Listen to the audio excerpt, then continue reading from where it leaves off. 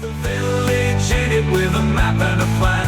No place too tiny for this determined man. Crossing the counties one by one, you'll see in every English corner a bit of history.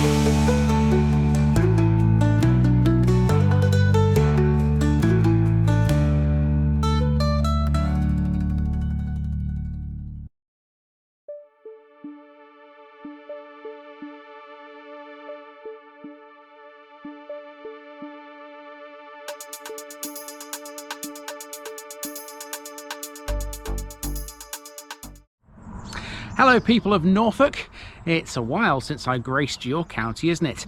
But I'm back and I'm beginning a brand new district. This is North Norfolk, and all this week we'll be exploring some of the fantastic coastline you can find in this bit of the county. Now, speaking of that coastline, there's plenty of cliffs around here, and the sea has done a fair bit of damage to those over the years. In fact, this lane you can see behind me used to lead to a church, but that church has long since been lost to the sea.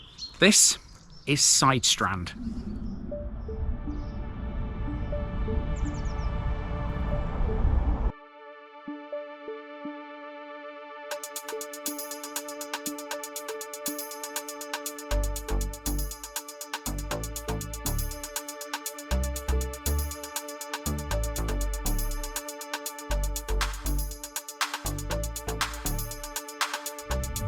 Sidestrand, Broadshore.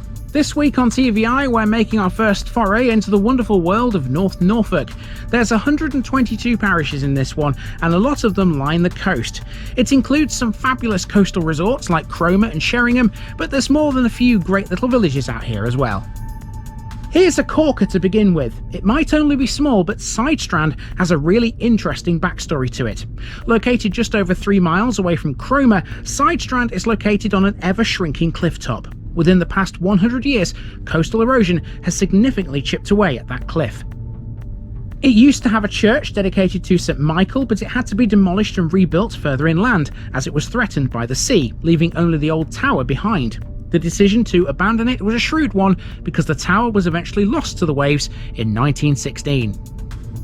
The name Sidestrand sounds Scandinavian, doesn't it? Well, it actually is. It's thought to derive from the Old English word sid, meaning broad or spacious, and the Danish word strand, which means shore.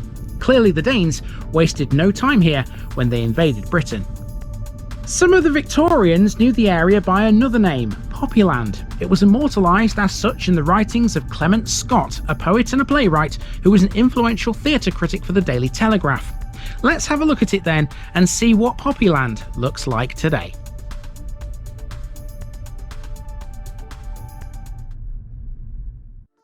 Here we have Sidestrand as it looked in 1900. As you can see, it sits on the coast, but this is no coastal resort. It's perched on a cliff top with some great views of the sea, but the area is rugged and wild. That's due to the process of rapid coastal erosion on this part of the British coastline. Sidestrand's beaches and dramatic cliffs are less accessible than most others. The cliffs are 50 metres high. People do still explore them though, because they contain glacial sediments and structures. Its beach is popular with petrologists and fossil hunters.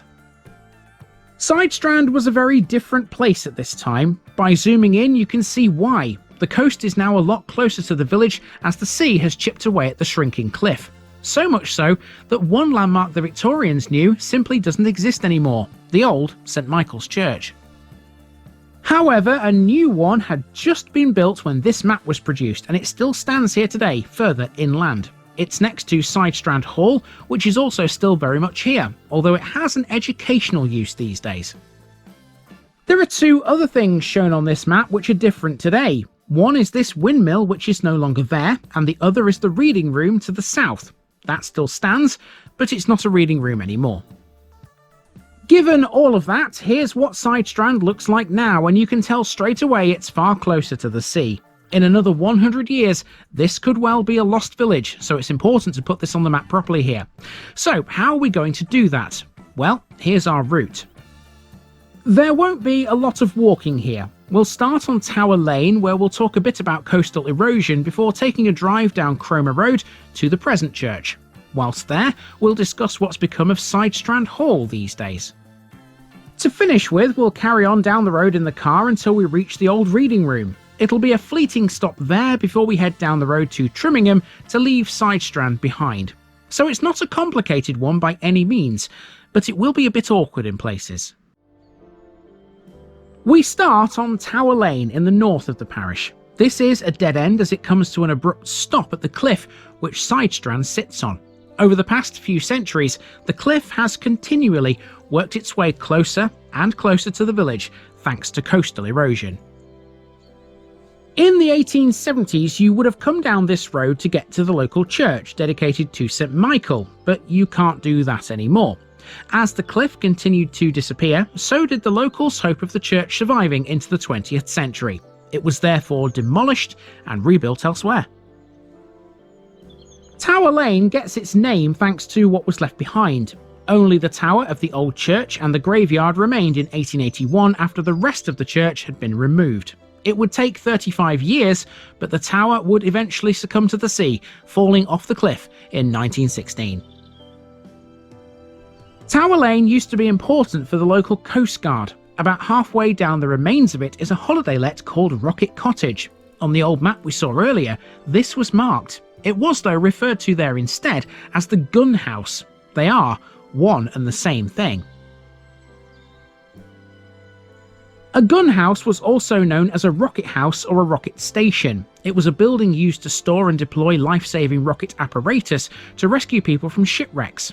The gun was often a man-B mortar or a rocket pistol, which fired a line to a stranded ship. Let's drive on now, and while we're in the car, we'll discuss what happened to the windmill. It stood in what is now just a field opposite Tower Lane. It was known as Jermy Smock Mill, or sometimes the Black Mill, as its tower was tarred. It stood on the site of an earlier mill that burnt down in 1836. That mill was preceded by an even earlier one. That, though, was a post mill. The mill site was actually in the parish of Norfolk. So for centuries, a mill of some sort stood on the coast here. It was always useful for ships, being a really good sea mark. It had 4 double-shuttered sails which powered 2 pairs of stones. Its Norfolk boat-shaped cap had a gallery and held an 8-bladed fan. Each blade was painted red with blue and white bands.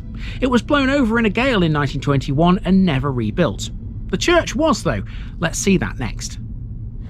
So the awkward part of this episode was finding somewhere to park the car to go and see this church, because this is the road that the church stands on, and as you can see there's absolutely nowhere to park, so I just had to use my brain a little bit and park out of the way so that there's no obstruction. Okay, so there is the church, which we will go and have a look at, and behind that is Sidestrand Hall, which these days is no longer a residence. It used to be. It's a school these days. So this is the current church of St Michael, built in 1881 at the expense of the MP Sir Samuel Hoare, who lived at Sidestrand Hall. A lot of this is reused material, which came from the old church on the cliff top. It's apparently more or less the same, design-wise. Having said that, the tower of the new church is topped by a tall octagonal stage. The old tower was round all the way from top to bottom. This one is built in a traditional 13th century East Anglian fashion. You would do well to guess, if you didn't already know, that this is a 19th century church. I'd imagine the old church was a fairly peaceful place. This one is sited next to a busy road, although the narrow sleeve-like churchyard here still feels like an oasis. There's not a great deal of parking here. I had to be a little creative myself. So what does this one have to its name then? Well, in a niche in the porch is what appears to be a medieval angel holding a chalice, probably once a pinnacle on a tower or wall at the old church. The font is set in a kind of baptistry beneath the tower, whilst the floor is an elaborate greeny-blue mosaic, perhaps intended to represent water. This church must have been very high in the Anglo-Catholic firmament in its day, and there are still echoes of this. Nicholas Pevsner said in his work that the War Memorial is by Seeley and Paget, reusing a Renaissance image niche. All of the windows here are by the great Henry Holliday. The east window depicts a very manly Christ walking on water, and that's appropriate given that this church stands as a memory of its predecessor, lost to the Great Sea. This church does still have the sense of the special place that the writer Clement Scott discovered when he was here. Clement Scott was a Victorian journalist who in the late 19th century described this area of Norfolk in an article in the Daily Telegraph as Poppyland, a lovely sounding name. Scott retains his place in Norfolk's collective imagination for the part he played in popularising the northeast Norfolk coast. It was as Poppyland that this area promoted itself to holidaymakers, most famously on a Great Eastern Railway poster. The railway had a vested interest in Scott's work actually, because they were the ones that had paid for Scott to visit Sidestrand in the first place. Scott, who was a Catholic convert, first dreamed up the name Poppyland whilst lying in the poppy-filled churchyard of St Michael's, which he described as the Garden of Sleep. But any Scott enthusiasts coming to repeat their hero's experience would be making a mistake. You see, Scott was lying in the old churchyard, the final pieces of which were lost over the edge of the cliff in 1935, almost 2 decades after the tower suffered the same fate. The Victorian replacement had no poppies in it when we were here, but I guess they could grow in it. Now, even though the church is open daily, it's about 7 o'clock in the morning at the moment and it's not open yet. So even though it would be nice to go in and see all of that stuff I've just been talking about, at the moment I can't do that, and I'm kind of on a bit of a time schedule here, so I don't really have time to come back later. Anyway, we have a couple of other things to see before we leave Sidestrand behind, and here on the wall of the church is something we can see that's related to Sidestrand Hall. You can see we have a tablet here which tells us about the graves of a few people, and top of the list up there is Samuel Hoare, Baronet, 1841 to 1915, of Sidestrand Hall. He used to live literally next door to this church. Let's go and see where his house was. Let's have a look at Sidestrand Hall now. This is next to the church and was once a family home. It was owned by the Flaxman and the Spurrell families before being sold in 1880 to Samuel Hoare, who later became MP for Norwich and funded the church's reconstruction. A lot has changed since the days of Samuel Hoare. It was once a Methodist holiday home, but now Sidestrand Hall is a school. Since 1950, this has been helping children with special needs. It caters for boys and girls aged 8 to 16 with moderate learning difficulties. Currently, the school has 110 pupils, around 20 of whom are part-time boarders who stay at the school during the week. In the early years, there were around 150 pupils, all of whom were year-round boarders who would sleep in dormitories. In those days, children came here to be cared for rather than to learn. Now they gain qualifications and work for their GCSEs. All of its pupils go on to further education colleges. In the past, the school was seen as something separate, but now it's become very much a part of the community here. There are some quirky features to the place these days. For example, where the croquet lawn once stood, there's now a go-kart track. The school used to keep chickens and pigs at one time, but now pupils are able to enjoy woodland walks and activities rather than keeping livestock.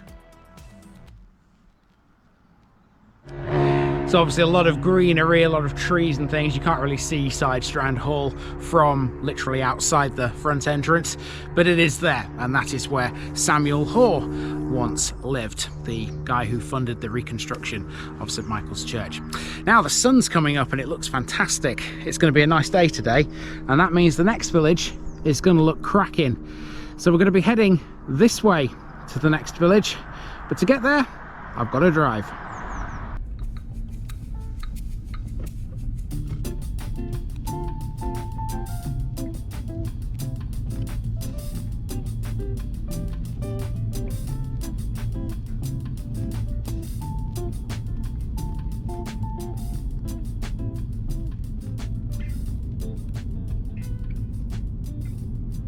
One last thing to see here, and it's the reading room. There's not much to tell you about this other than the fact it's now a private house.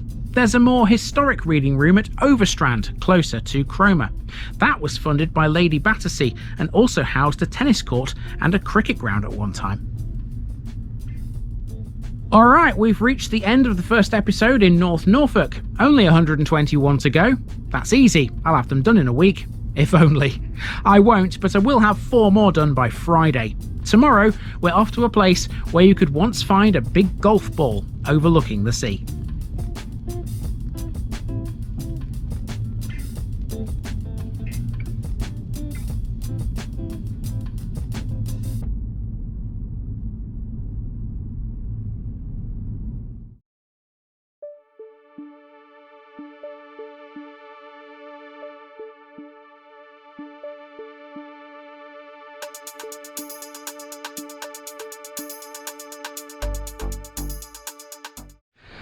Hello folks, welcome back to North Norfolk for episode number 2. Now, in the Sidestrand episode that you saw yesterday, I was on my own, but the whole time I had a special guest star who was in the car keeping the seat warm, and you all know her, or at least the regulars do.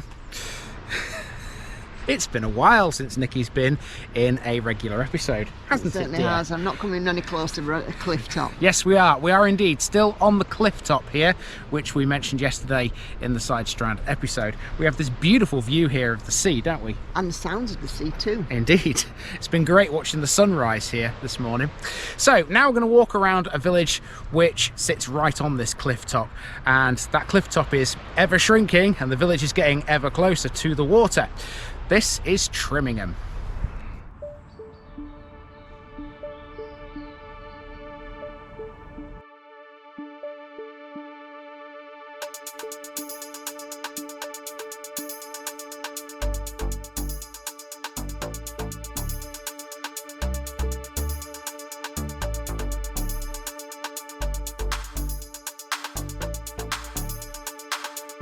Trimingham, Trimmer's homestead. Today we're moving along the North Norfolk coast and we're about to see the village of Trimingham. Again, this is a coastal village, this time some 4 miles to the east of Cromer. It sits on the B1159 between Cromer and Mundesley, and it's famed for a few things. Until 2023, there was a huge structure on the cliffs at Trimingham. It's no longer there, but it wasn't swept into the sea like the tower at Sidestrand was. It was purposely removed under the threat of coastal erosion. And what was it? Well, the locals knew it as the golf ball, because it resembled one. Trimingham is strung out for nearly a mile along the coast road. Its centre point is the ancient and curiously named Pilgrim Church, the Church of St John the Baptist's Head. Opposite that is the old village hall, the Pilgrim Shelter, with its back to the North Sea. The sea really is Trimingham's backdrop, and this is known by some as the sea view capital of the entire Norfolk coastline. Its almost uniquely elevated position brings glimpse after glimpse of spectacular vistas across the water. Distant turbines, oil rigs and a constant stream of huge seagoing vessels dot the horizon in miniature, framed by the ever-changing colours of the ocean. It's no wonder that this place is becoming a popular one for people to own a second home. Let's dive into it and see what's what.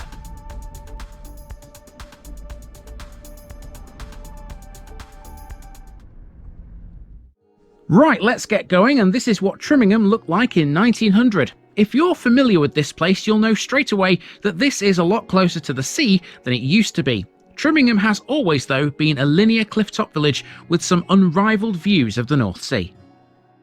During World War II, it was a village that saw a lot of defences be placed in and around it, most notably a minefield, but we'll discuss that more tomorrow. Following the end of hostilities, Trimingham became popular as a holiday resort, and the railway companies advertised it as a coastal destination. In fact, you can see the route of a railway line here, although it's marked as under construction. And why wouldn't you want to come here? Trimingham still has golden sands, champagne sea airs and amazing sea views. For how much longer, though, is a question we need to ask. So let's run through some of the landmarks you may have seen if you came to the Norfolk coast in these days. A lot are still standing, but a crazy amount of land has been lost to the sea since these days. Up to 60 metres of the shoreline has disappeared in just 125 years. Working our way from west to east, marked here you can see there's a school and a church. Both of those are still there, although the school is no longer a school anymore. Away to the east there was a hotel. That's no longer there, but it didn't fall into the sea. It suffered a fire.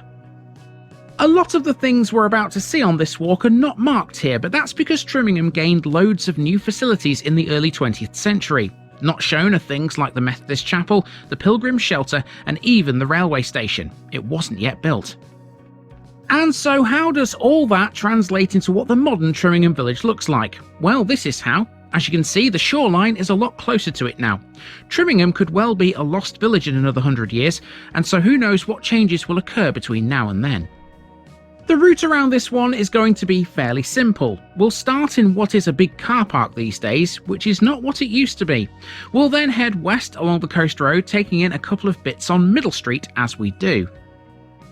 Essentially, we'll then just keep going until we reach the church, at which point we'll dive south to find an old railway bridge and the site of the old station. It's a housing estate after that before we emerge at the village hall, which will serve as our turnaround spot. Then we'll work our way back, taking in the old village hall, which could well be the next thing to end up in the sea. On our return to the start, we'll then drive east down the coast to find the site of the golf ball, a huge Kevlar structure that once dominated these cliffs. Let's get started with this building to the east of the main Trimingham village. This is not the hotel that we saw on the map a moment ago. This is the building that was next door. It's now two separate properties, and the one on the left is the old post office. The post office saw no fewer than 9 different locations throughout its life in Trimingham. In the 1920s, it occupied this house. The property next door was Cubbitt's Stores, run by Polly Cubbitt. There's no post office today, and there's no shop either. So where's the hotel? Well, we're standing where it once was. It was called the Crown and Anchor, and it was a coaching inn built in the 1840s. Its first licensee was Thomas Hall, who was also listed in the census as being a wheelwright and a pump maker. As a coastal hotel, it was aimed at the increasing numbers of visitors venturing to the Norfolk coast. It had 18 double rooms and 3 bars. It enjoyed great popularity among both locals and visitors, and like in any community, it was a great social hub before the days of modern entertainments. However, all good things come to an end, and in 1988, during an extensive refurbishment, it was damaged by a fire. The roof and the top floor were completely gutted. After a survey, it was deemed unsafe, and so in 1994 the remaining structure was demolished along with its stables.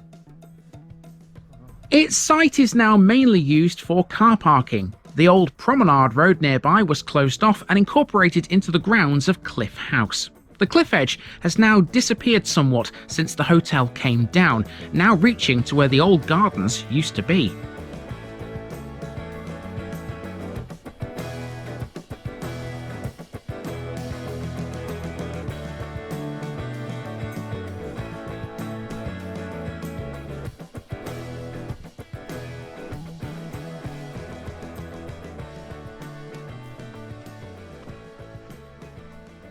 Now we're on Middle Street, where we find an old chapel which we didn't see on the map. This chapel has only been here since 1909, so that goes some way to explaining its absence on the map, but the Methodists that once used this have been in Trimingham for a lot longer than this has. In 1909, this replaced a much smaller building which was close by and still stands in the garden of a house. This chapel was purpose-built, the old one was very much not. It stands on the site of what was once an old woodyard. Regular meetings and services were held here until the 1950s. As well as the Methodists, the Salvation Army made use of the chapel and they ran first aid classes in it. It was, in addition, used by the village as a youth club for a short time too. Now this has been turned into 2 semi-detached properties with an extension at the back added in the mid-1970s. You may have noticed the bin lorry there, kind of getting in the way of shop, but they've got a job to do just like we have. It's early. Yeah. I'm cold. You got your scarf on? Yeah, 'cause it's cold. Well, it is October tomorrow, to be fair, so, you know, it's... Seen some mists and stuff this morning, so definitely the winter is coming. The older chapel was this building, situated just a tad further up Middle Street in the garden of Three Ways Cottage. In the early 1900s, it became the meeting place for primitive Methodists in the North Walsham circuit. It was a cart shed, and so it was known as the Cart Shed Chapel.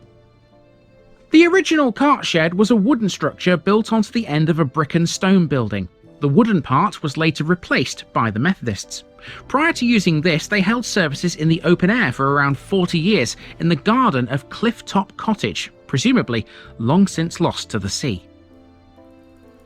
As for Three Ways Cottage, this was a holiday retreat for most of the 20th century. In the 1950s, the house and gardens were maintained by a couple who lived across the street.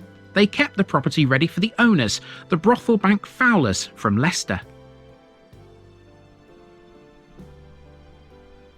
Middle Street also once had a grocery store. It was this building here, and it was owned by the Plumleys. In the 1911 census, they were recorded as living at Three Ways. Next door to here was the butcher's shop, run by Fred Plumley, who had lodgings at the Crown and Anchor Hotel. Exactly when this stopped trading is not recorded, but Emma Plumley, the former owner, was no longer recorded as being a grocer in the 1921 census. The property is now called Little Dean, and it's all one dwelling, with the old butcher's shop now an annex to the main house. Next we go up Munsley Road, a new road which was built in the late 1950s due to cliff erosion. As such, there's nothing greatly ancient about it, so we'll skip past all these newer buildings and we'll reconvene at the church.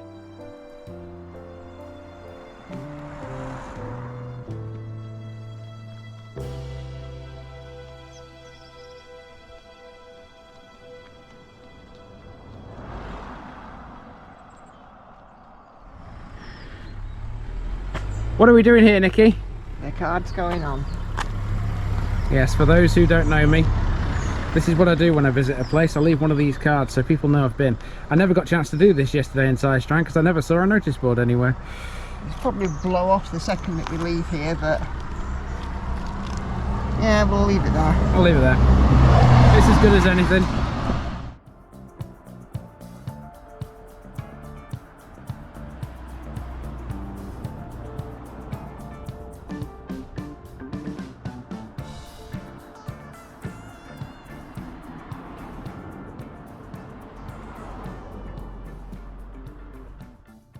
Trimingham's church has a very unusual dedication, but there is a legend that goes with it. This Grade 2 listed building is dedicated to St. John the Baptist's head. Yes, you heard that right. The dedication dates to the medieval period, when a life-size alabaster head of the saint was kept here. It turned the church into something of a pilgrimage site. Inside, the shrine altar was visited by pilgrims who came to this church rather than make the journey to Amiens Cathedral in northern France. That's where a relic, said to be the real head of St. John the Baptist, was kept. The head is not here now. It's unknown exactly what's happened to it, but it has been suggested that it was destroyed by Anglican reformers during the reign of King Henry VIII. An alabaster head can be found, though, in the Victoria and Albert Museum in London. It's thought to be an exact replica. So, legends aside, let's have a proper look at this church. It has a squat tower which is thought to be unfinished. It has heavy buttresses on the west elevation, which suggest that a fault in the construction may well have been the reason for the tower's incompleteness. The nave to the east cuts around the buttress to embrace it. This peculiarity may be partly the result of a restoration by Thomas Jekyll in the 1850s. Jekyll completely rebuilt the nave, of which the most notable feature is the way that the tower buttresses on the east side project into it. The rood screen is interesting here too. It has 4 figures on either side of the entrance to the chancel. On the northern side, these are St. Edmund with his arrow, St. Clare with her book and monstrance, St. Clement with its anchor and crozier, and St. James in his pilgrim's robes. On the southern side are St. Petronella with her book and keys, St. Cecilia with her garland of flowers, St. Barbara with her tower, and St. Jerome with his hawk. The east window, depicting Christ in majesty, is credited to an H. Wilkinson and dates from 1925. For those of you out there who are not familiar with Nikki, if you've never seen her before, you need to know something about her. If you walk into a churchyard or a cemetery, the chances are you're going to lose her, because these things fascinate her amazingly. I don't have the same kind of fascination, but if there is something to talk about in a graveyard or a churchyard, I will do. But Nikki just likes to look around and look at the graves and see who lived around here a few years ago. So yeah, we could be here a while. And as such, Nikki has found a grave. What have you found, my dear? So I like to have a wander around these graveyards because these stones always tell a story. We have Nicholas James Crouch, who was a para, 5th para, and he died in July 2010 in Mosul, Iraq, on active service, and he was just 29 years old. So, and it's really, really nice to see. Obviously, it's a Commonwealth War grave and it's recognised as such, and it is taken care of.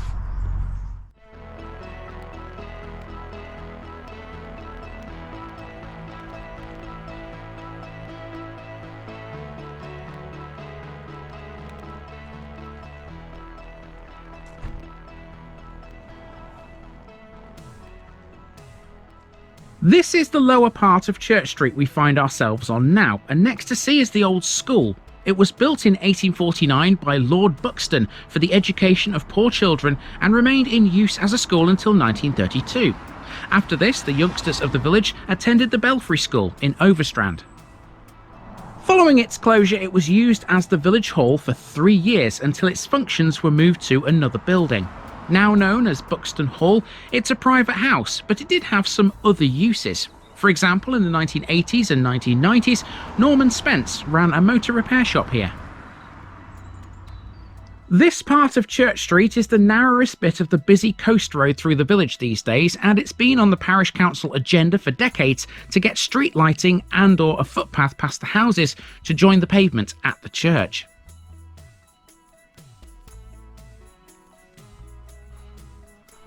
The most recent development was to extend the 30-mile-per-hour speed limit to beyond Woodlands Leisure Park. Some may argue there's a need for a 20-mile-an-hour speed limit through Church Street, especially given the bend near the church. In any event, our next job is to take a left turn.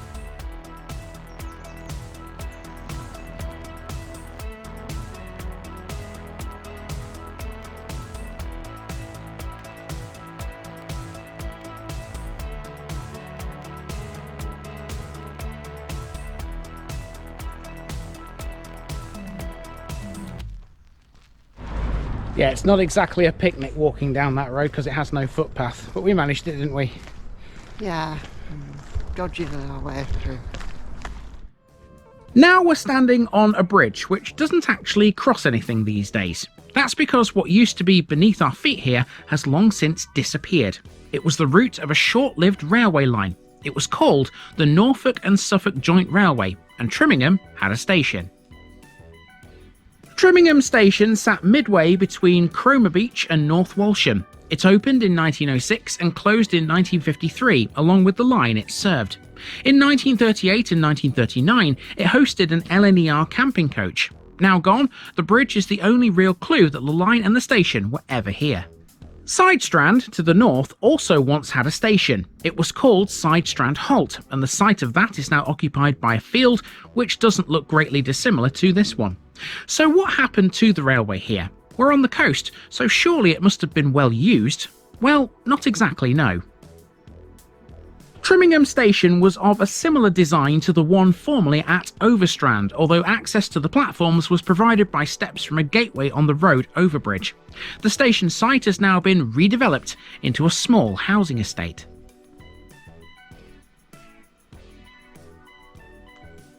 The Norfolk and Suffolk Railway was unusual as it had two lines which were not connected to each other. There was a line from North Walsham to Cromer and a second one between Lowestoft and Yarmouth.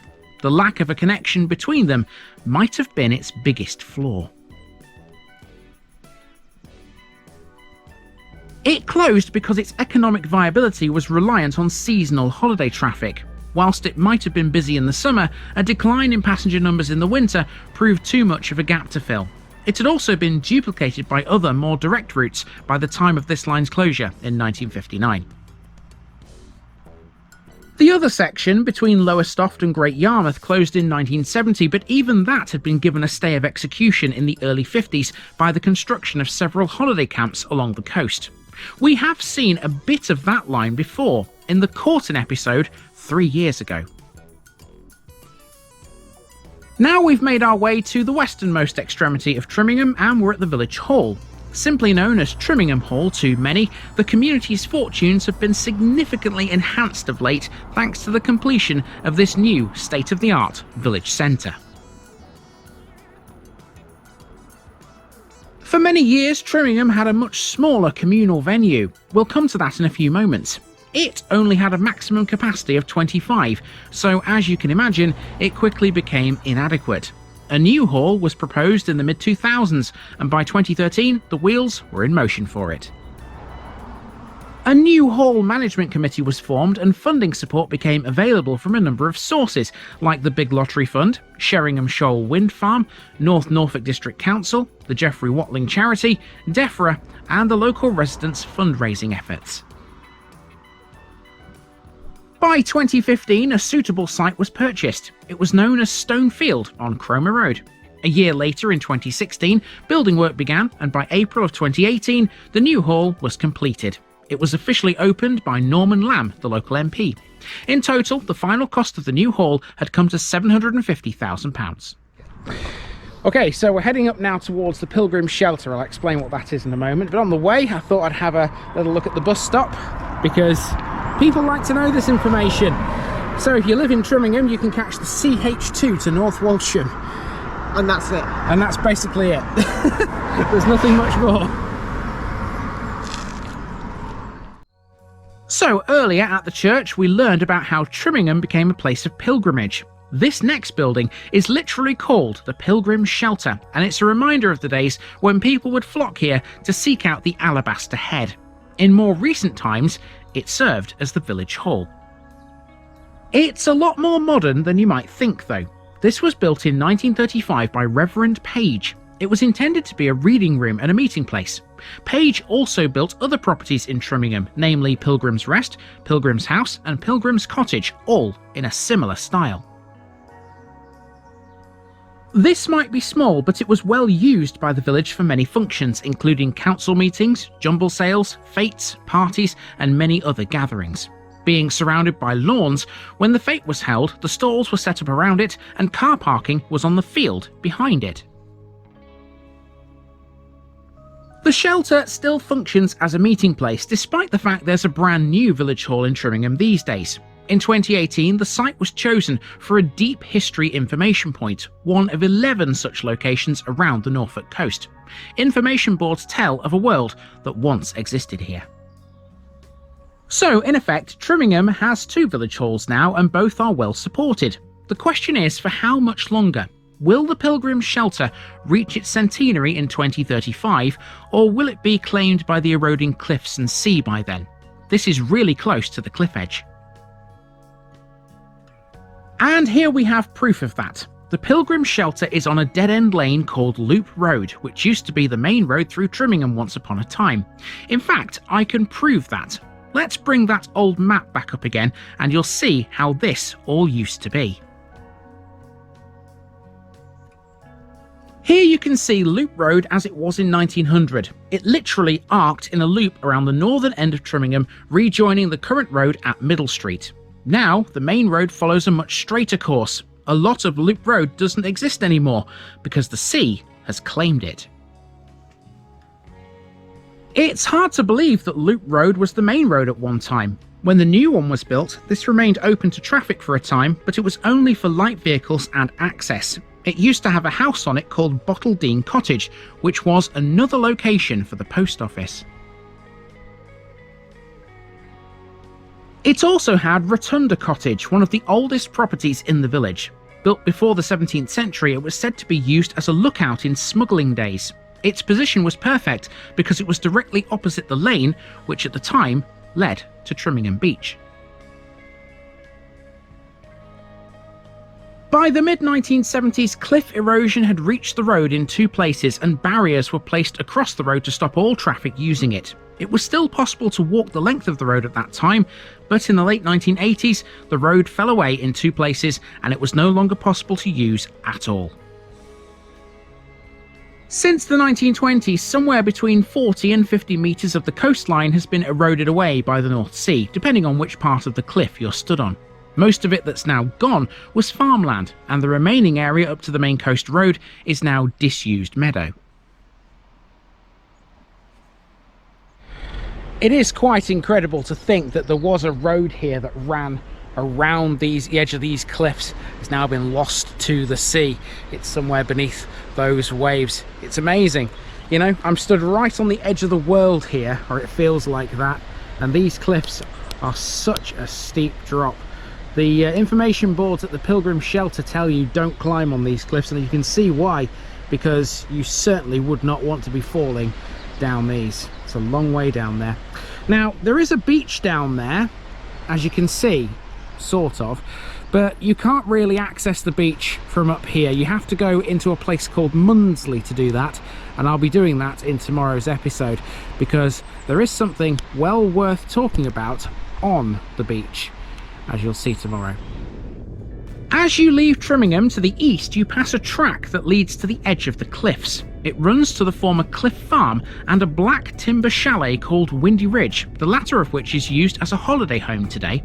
They both had other uses, particularly in the war years. Windy Ridge was once a naval radio listening station operated by Wrens who were billeted at Cliff House in World War I. It was a convalescent home at the time. Until recently, Windy Ridge was the home of a retired Army veteran. It's now the only building remaining on that part of the cliff due to erosion. Cliff Farm was demolished 2 years ago after the foundations overhung the cliff edge. Deemed unsafe, it was torn down before it fell down. Now, travelling out of Trimingham to the east, it's not long before you're surrounded by these things, old wartime defences. You see, the North Norfolk coast was a very vulnerable area in wartime because it was an easy target for German bombers. And that leads us to why this village once had a massive golf ball on its cliff top. It's not there anymore though. This is the site of a radar station called RRH Trimingham. Designed to aid air defence, it was sometimes known as part of RAF Trimingham, as it was a satellite station of RAF Neatishead inland. The structure that stood here was a remote radar head, and it was shaped like a giant golf ball. A radar station was established here in 1941 by the Army. It was wartime, so its initial purpose was to detect German E-boats and low-flying aircraft. It also operated as one of a pair of oboe navigation stations, transmitting signals to bomber aircraft, aiding them to find their targets. By 1945, with the war over, the oboe equipment was removed. Between 1948 and 1949, the site was placed under care and maintenance, but it was later reactivated because it was selected to be a Sentry-Metric Early Warning Station, or CEW for short. Trimingham would later become part of the UK's Rota Early Warning Systems, a role it remained in until February 1964 when the site was mothballed. By 1965, the station had been largely dismantled and almost all of the radar arrays had been removed. The golf ball, though, was never part of any of that. The distinctive white dome didn't appear until the MOD repurchased the site and installed a Marconi radar tower in 1981. 2 years later, it was replaced and surrounded by a white Kevlar dome, and that's what the golf ball was. It fed data back to control centres at RAF Bulmer in Northumberland and RAF Scampton in Lincolnshire. And that's the way it stayed, barring a few upgrades, until it was moved to RAF Neatishead due to erosion and interference from offshore wind turbines. It was gone by April 2023. It did have a few moments of controversy whilst it was here. In 2006, motorists on the coast road blamed the station for causing car engines and lights to cut out.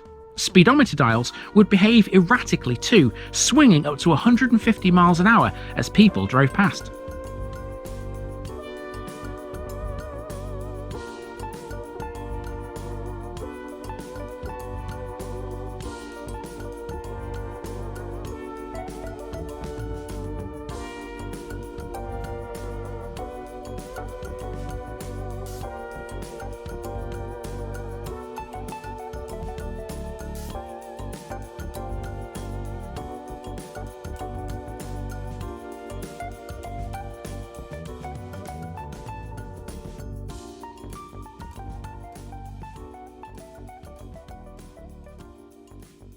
Okay, now there is one more thing that Trimingham has, but the administrative geography of the area around here means that it's going to be in the next episode. Join me on Trimingham Beach tomorrow when we'll talk about another railway, one with a very different past.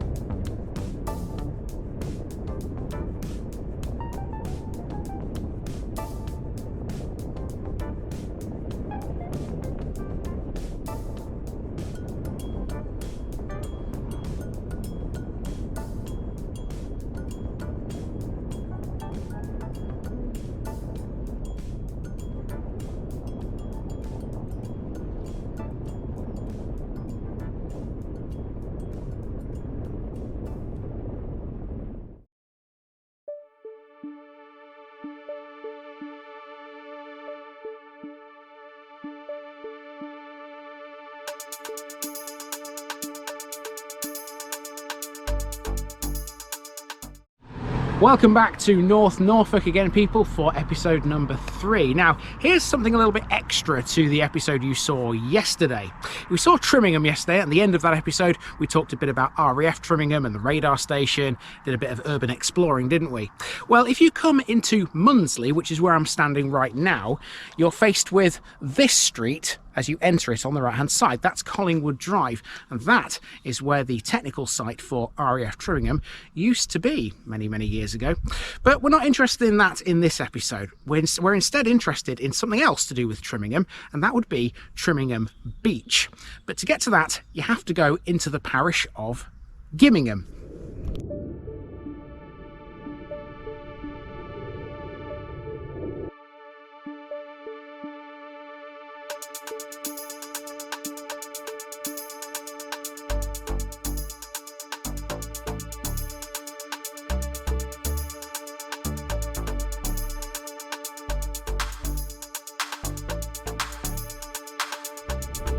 Gimingham, Gimmer's people. Today in North Norfolk we come to Gimingham as we start to move slightly further inland from the sea. Having said that, Gimingham parish touches the coast, albeit very briefly, but its access to the sea does allow us the opportunity to fill in some more important gaps for Trimingham Beach. During the war, the shoreline in these parts was heavily defended with concrete fortifications and explosives. All along the cliff top and on the beach there were landmines. None remain today, thankfully, but Trimingham Beach has another relic to discover under its sands. Gimingham itself is a long way from the shore. It's just over 4 miles away from Cromer, and the main part of the village is laid out along one long straight road with an old school at one end and the village hall at the other. Between the two, there are some amazing features. Crossing the village is the River Mun, which used to power a watermill. The mill ceased operation a long time ago, but the mill pond is still here, and so too are some of its workings, which have been turned into quite an unusual and attractive local landmark. Further afield, Gimingham's boundaries take in a hospital originally built in 1898 as a tuberculosis sanatorium. It was one of the biggest ever built in the UK and went on to become the Diana Princess of Wales Addiction Treatment Centre. So, there's lots to cover in this one. Let's get cracking.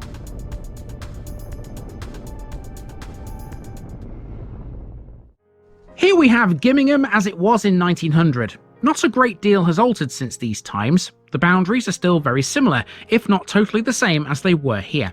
Gimingham is a linear village stretching for almost a mile from north to south between its old school and the village hall. Gimingham's name is of Anglo-Saxon origin and derives from the Old English for the homestead of Gimme or Gimmer's people. In the Domesday Book, Gimingham is listed as a settlement of 76 households in the hundred of North Erpingham. In the Middle Ages, the village was the centre of the soak of Gimingham, which included most of the surrounding villages. It must have been a pretty important place at that time. In fact, the manor of Gimingham was well known on account of an ancient rhyme which goes as follows. Gimingham, Trimingham, Knapton and Trunch, with Northrepps and Southrepps lie all of a bunch. In the medieval period, a hall was built and owned by the Duchy of Lancaster and was at one point the residence of John of Gaunt. The hall burned down in 1700 and is now a set of private dwellings. In 1805, a workhouse was built in Gimingham, but was later closed in 1851. So what was here at the turn of the 20th century then? Let's have a look. On this map, you can see the site of the old hall to the left. In the village itself, there was a church, and that's still there. Also still standing is the school at the northern end, albeit not in use any longer. To the south, a parochial room is marked. That's what would become the modern village hall. In the centre of the village, you can also see a corn mill, a key feature of Gimingham since Doomsday. What's there now is not that old. In fact, it was only built in 1981. So here's how we're going to walk through this one. We'll begin on Trimingham Beach in the north before heading into the village and parking in the southern reaches, these days dominated by some newer housing estates. Our first stop will be the playing field before we turn north. And essentially it'll just be a case of following the main street, passing the village hall, the church and the site of the old corn mill.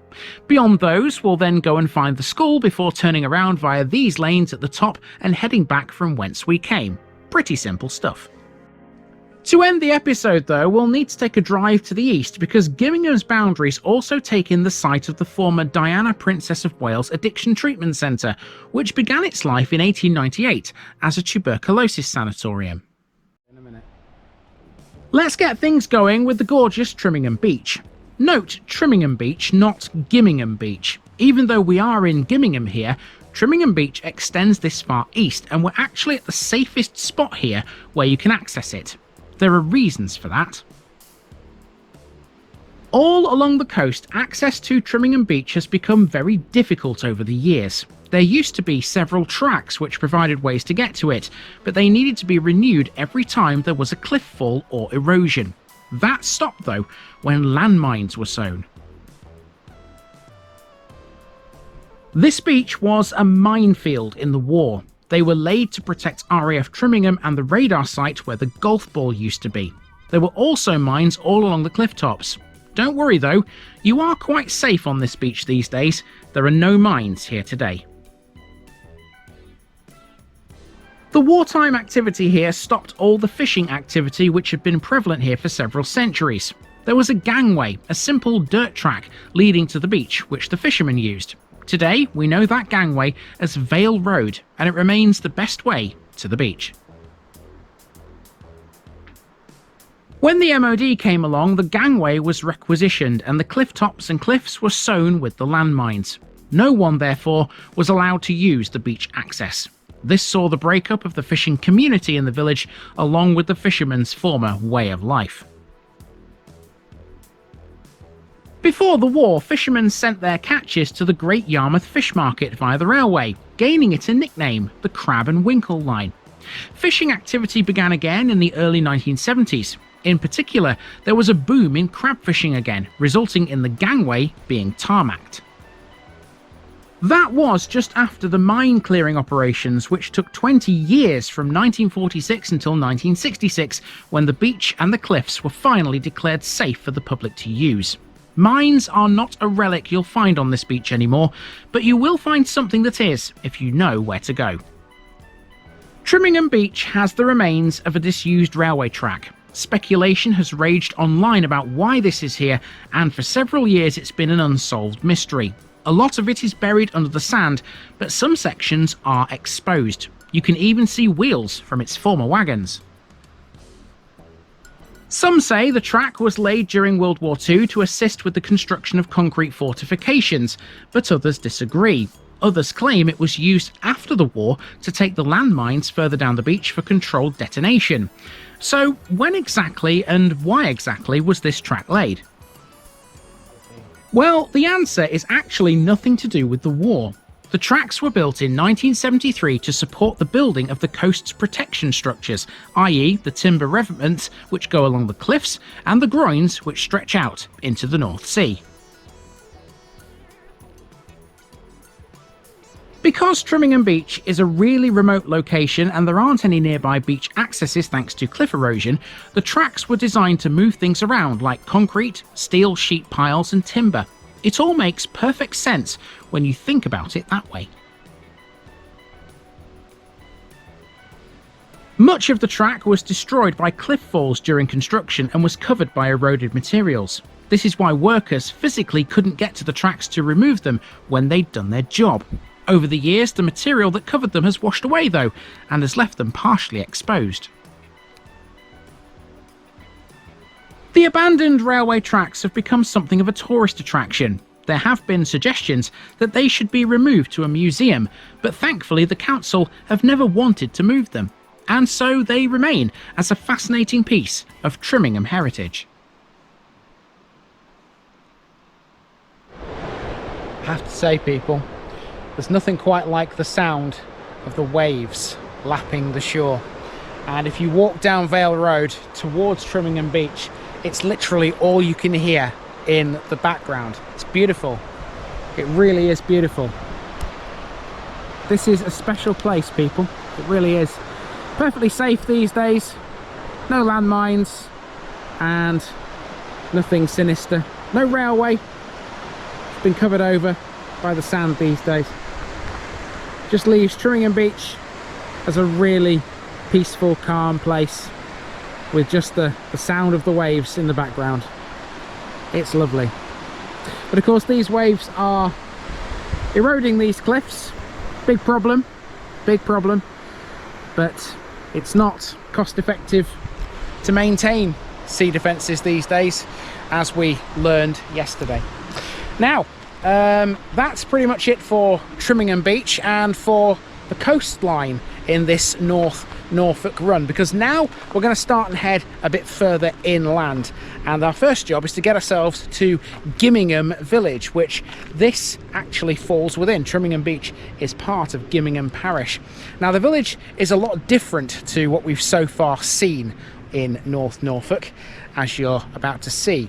It has a river running through it, and on the course of that river there used to be a watermill. It's kind of Gimingham's biggest feature, shall we say, these days.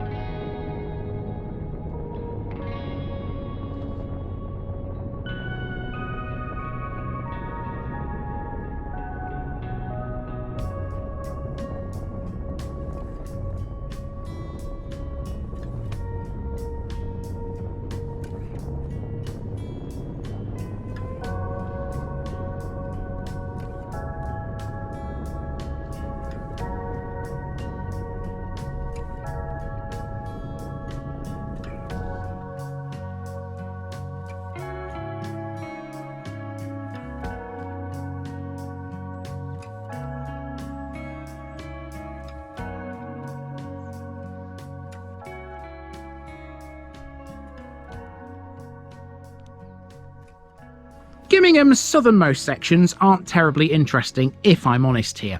All the good stuff is generally in the middle of the place. That said, the fact a village has a playing field is always a good thing in my book, so here's that to start this walk off. Let's head to the village hall.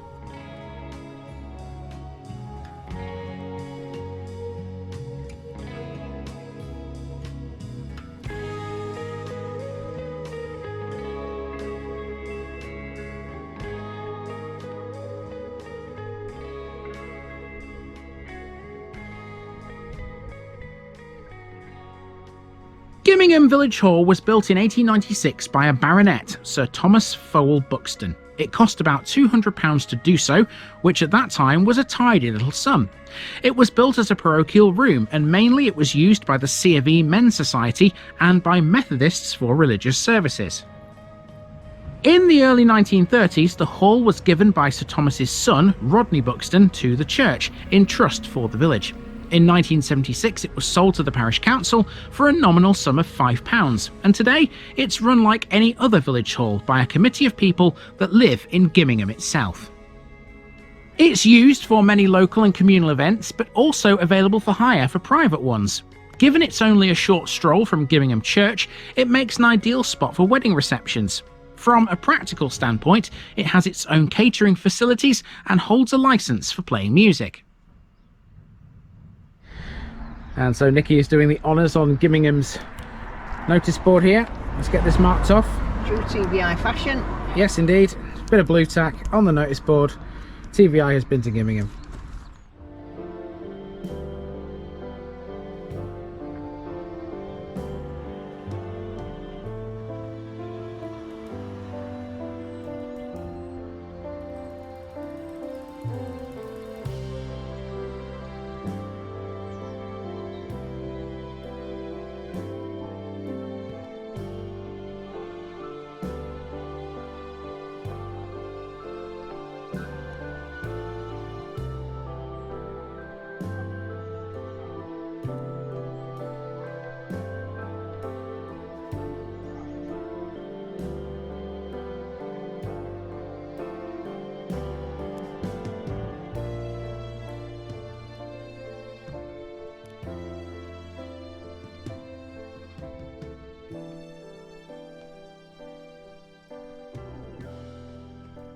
Gimingham's parish church is dedicated to All Saints, and ecclesiastically it's been part of the Trunch group since 1965.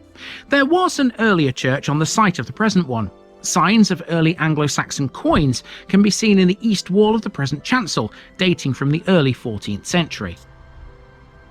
Set in a land of churches which are giants in size and stars in the ecclesiological firmament, All Saints is a fairly modest, mostly perpendicular church. The nave dates from the 15th century and was re-roofed in around 1950. The battlemented tower is also 15th century. Some buttresses and arches are of brick construction, but mostly the church is almost entirely built from unnapped flint, although there are some squared flints in the entrance porch. That has 2 stories and was incorporated into a much older, original porch. The room on the first floor is known as a parvis. It was used in the past by priests who had travelled some distance to get here. It may also have been used in the past as part of wedding services, with guests waiting there whilst the bride and groom exchanged their vows in the porch itself. The belfry here holds a ring of 5 bells. The original 3 bells were rehung and retuned in 1990. In 1992 they were augmented to 5 by the addition of 2 lighter ones. The additionals were cast in 1889 by Mears and Steinbank and were relocated here from Gosport on the south coast. Okay, so we've just had a little bit of an explore of the churchyard, trying to find a pair of graves, and we couldn't find them until Nikki pulled out a phone and found there's an extension to the churchyard here in Gimingham, and this is said extension. There's Nikki fussing a local cat, as you can see. Are you the guardian of this cemetery, sir? Maybe, or madam, yes indeed. So here's the cemetery extension. Far more modern graves in here than you'll find in the actual churchyard, and there's still plenty of space over there as well for some new ones. Now, within these modern graves, there are 2 right here. These are the 2 we were looking for. Now, yes, I was looking for them. Now, remember these 2 names because they'll become important in Friday's episode. On the left, we have Claughton Pellew Harvey, and on the right, we have Emma Marie Pellew Harvey, who's otherwise known as Ketchy Tennant. These 2 were artists, and I'll fill in a bit more about these when we get to the village they lived in.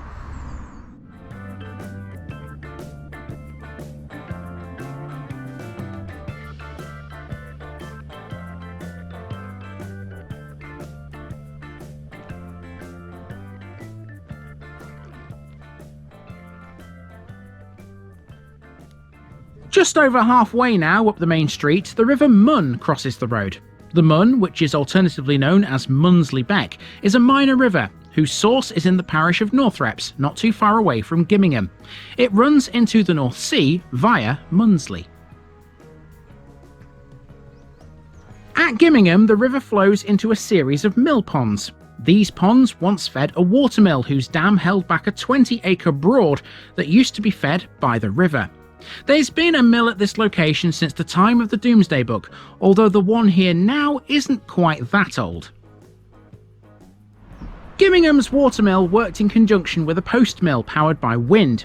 This setup continued until 1877. Its original water wheel was later supplemented by steam, before being replaced by a turbine in 1912 and later by diesel engines. The water, though, was still used for cooling them. Into the 20th century and the post mill disappeared, but the watermill continued for several more decades.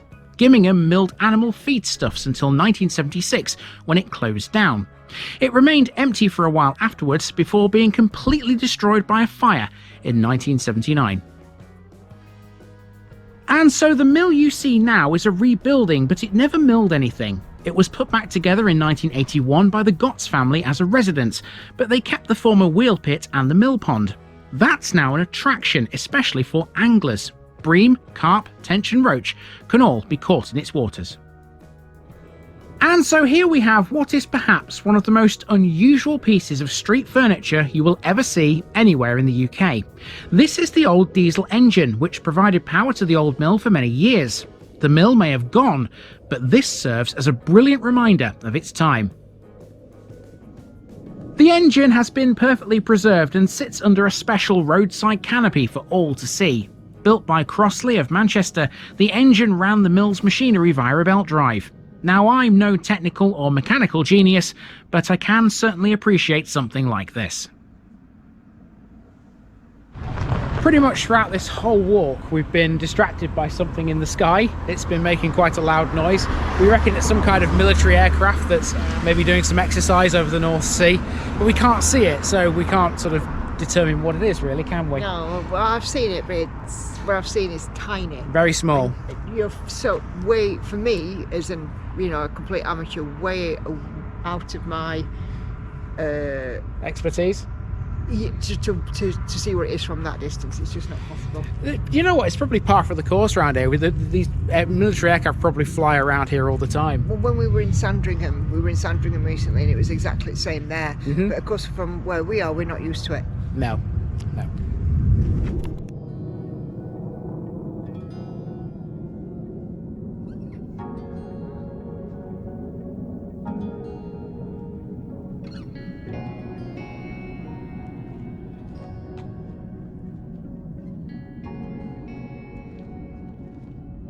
Gimingham has had a population of just over 300 for about 2 centuries, large enough to sustain its own school. For the most part, the children of the village would have been educated at this school, built in 1834 during the incumbency of the Reverend Ralph Blakelock. He was the rector here until 1892, so he certainly stuck around. During part of his time, he was also the Archdeacon of Norfolk, and has often been described as the father of the allotment system. There's one for the fans. Some allotments still bear his name as well, apparently. Gimingham's school was a well-respected building and often took on children from the surrounding villages. Trunch, the village to the south, had a school that was often overcrowded in the early 1880s, and so many children came here instead. They had to walk here, though. It wasn't an easy task. Information about the old school here is otherwise very sparse, and so a detailed account of its history can't be accurately pieced together. I have no idea when it closed, but today this is a private house, and that's what Gimingham is mainly made up of now at this northern end.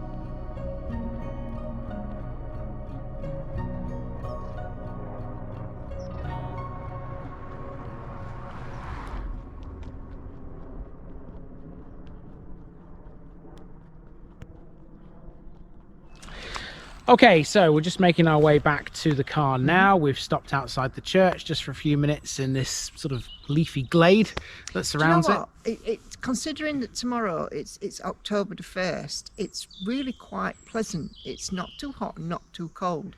So, you know, like in the summer, if we're out and about, we try and find a shady spot like this. Yeah. Here, it actually didn't matter whether we were in shade or not, did it? Not really, no. Not today. Not today. The only thing is, when we've been out and about and walking up and down, this flipping aircraft with its sonic boom has just been ridiculous. It's gone now. Yeah, but it'll be back in a minute.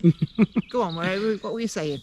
Okay, so I was saying basically we've stopped here in this little leafy glade for 5 minutes, and then we'll pick up the car and we'll head sort of eastwards towards Munsley, but not quite into Munsley, even though the last landmark to see, technically speaking, belongs kind of to Munsley. You'll understand that in a moment. It's an old tuberculosis sanatorium which became a drug and addiction centre, and it's still a hospital today, I believe. Yeah, but you forgot to mention a bit about the drug and addiction centre, who it was named for. Ah, well, you'll find out in a moment. Yeah.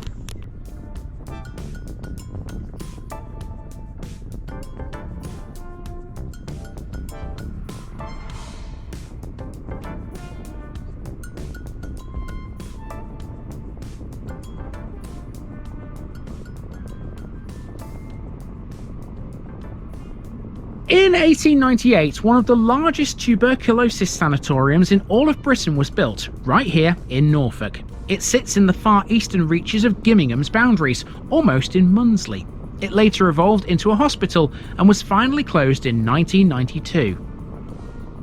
Originally known as Munsley Sanatorium, it was built in prefabricated timber sections by Boulton and Paul Limited. It was the first large centre in England that had been specifically built for open-air treatment of tuberculosis, but it was a private hospital, and so only really any good to the wealthy. It was purposely built on the southern slope of a hill to protect it from the prevailing winds, whilst to the south there was an expanse of countryside that had a view extending for several miles. All the bedrooms faced south. There were 15, 12 on the upper floor and 3 on the ground floor. All of its corners were rounded to prevent dust accumulation. Fresh air formed an important part of the treatment for tuberculosis, with many hospitals using open windows and balconies. Before the Industrial Revolution, folklore often associated tuberculosis with vampires, believe it or not. The legend attached to the disease goes that if one member of the family died from it, other infected members would lose their health slowly. People believed this was caused by the original person with TB draining the life from the others. Isn't folklore just a wonderful thing at times? Munsley promoted itself as a health resort of sorts where tuberculosis sufferers could rest and recuperate alongside receiving treatment. As such, it had its own golf course, established by its founder, Dr. F.W. Burton Fanning, who himself was an avid golfer. By the 1950s, convalescent treatment for the disease was deemed unnecessary, and so in 1957 the sanatorium was officially adopted by the NHS with the backing of the East Anglian Regional Hospital Board. At the time of its closure in 1992, it was in use as a rehabilitation unit. After falling into disrepair, the building was purchased by Adapt Limited and underwent a huge refurbishment in 1997. It was reopened as the Diana Princess of Wales Treatment Centre for drug and alcohol problems. It took around £1 million and 34 weeks to refurbish this massive site. Due to a lack of funding, however, administrators were called in during summer 2008 and the clinic was closed in 2009. However, it remains operational because these days it's the Southern Hill Hospital. It cares for people with long-term mental health issues, supporting them in their journey to recovery. That was an interesting little village, that. It's not every day you come across a landmark like the engine literally in the middle of the street, is it? You've just got to love villages like this. The next one's got more than you might think too. For starters, it had a brewery once. See you tomorrow.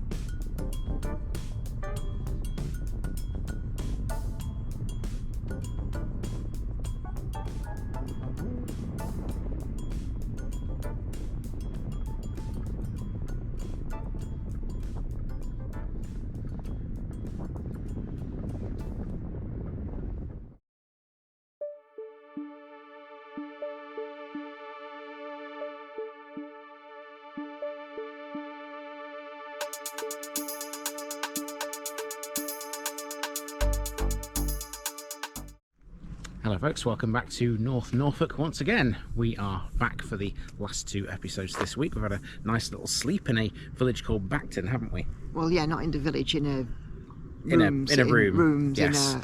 in a accommodation in the village. That makes it sound like we slept on the bench. We didn't. No. Anyway, I might show you the place where we slept in Bacton when I eventually get to that village, but that's not where we are today. Today, we're in a village that used to have a brewery, and it's also a village which has a connection to Admiral Nelson, as we will see when we reach the church. This is Trunch.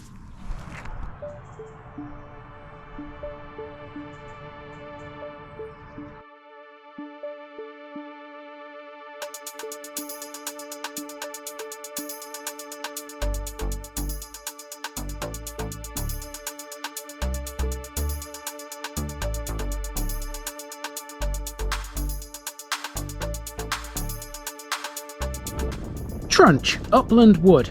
Today on TVI we hit the village of Trunch, situated 3 miles north of North Walsham and 2 miles from the coast at Munsley in North Norfolk. Trunch is one of the bigger villages within easy reach of the coastline here and has a population to match at just over 900. Nobody can be totally sure of what Trunch means, but it's almost certainly to do with a wood of some sort. It first appeared as truck in 1203, whilst the current Trunch came about in 1254. An old suggestion is that the name came from Trunchet, a French monastery that owned land in Norfolk.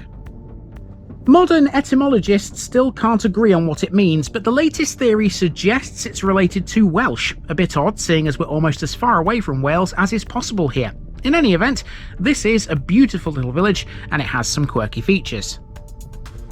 Interestingly, Trunch has never had any rail connections, despite the fact that the Norfolk and Suffolk Joint Railway ran close by. There's a rail map outside its pub, because before the 1960s, one could go to the next village along, Knapton, to catch a train to Cromer or North Walsham.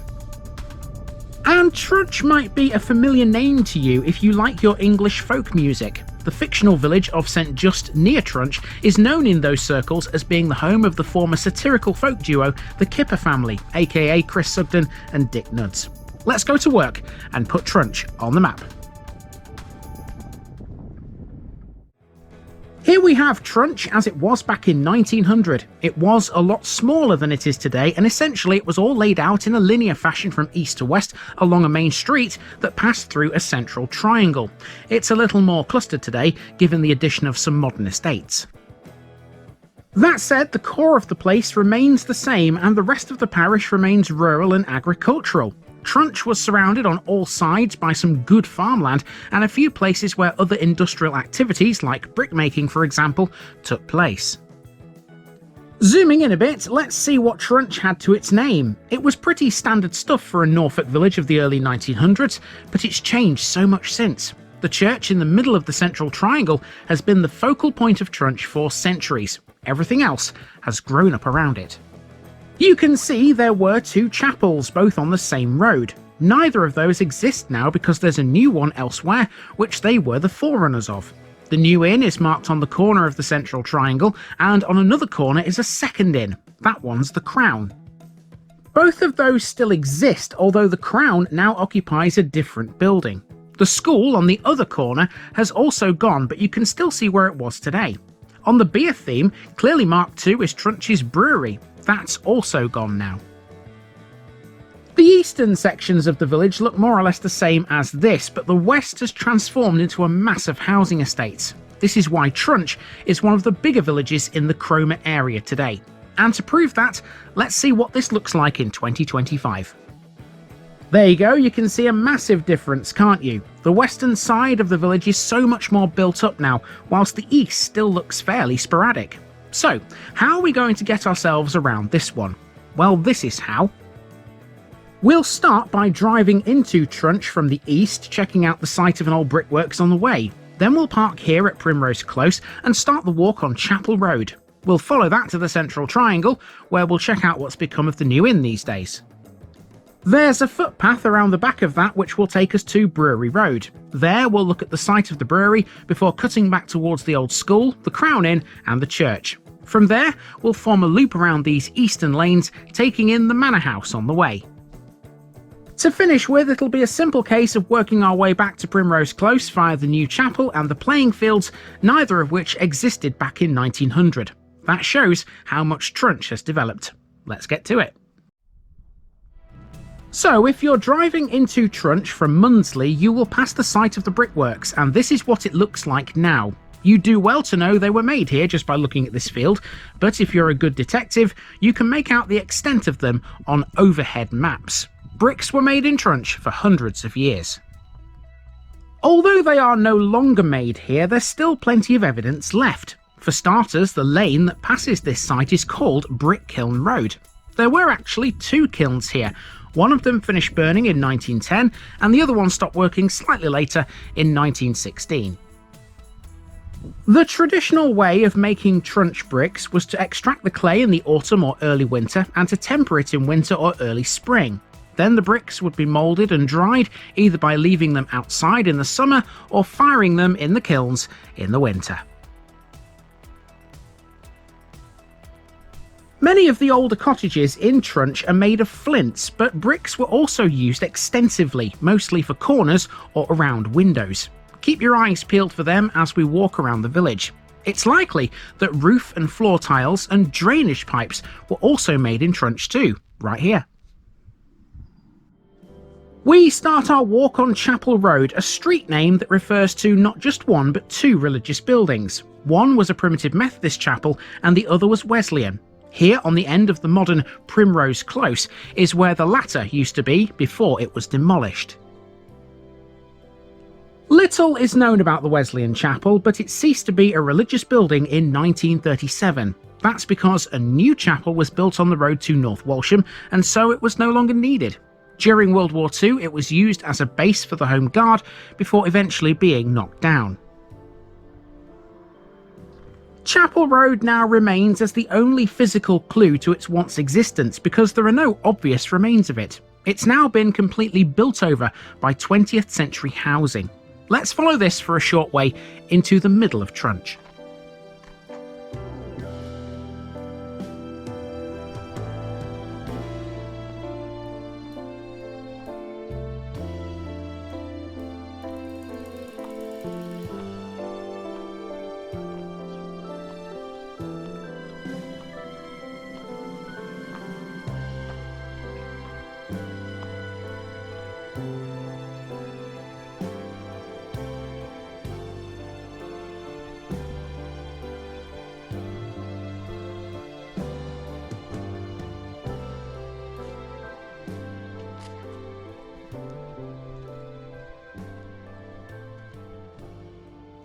You don't need to go far to find the other chapel. This one though is very much still standing.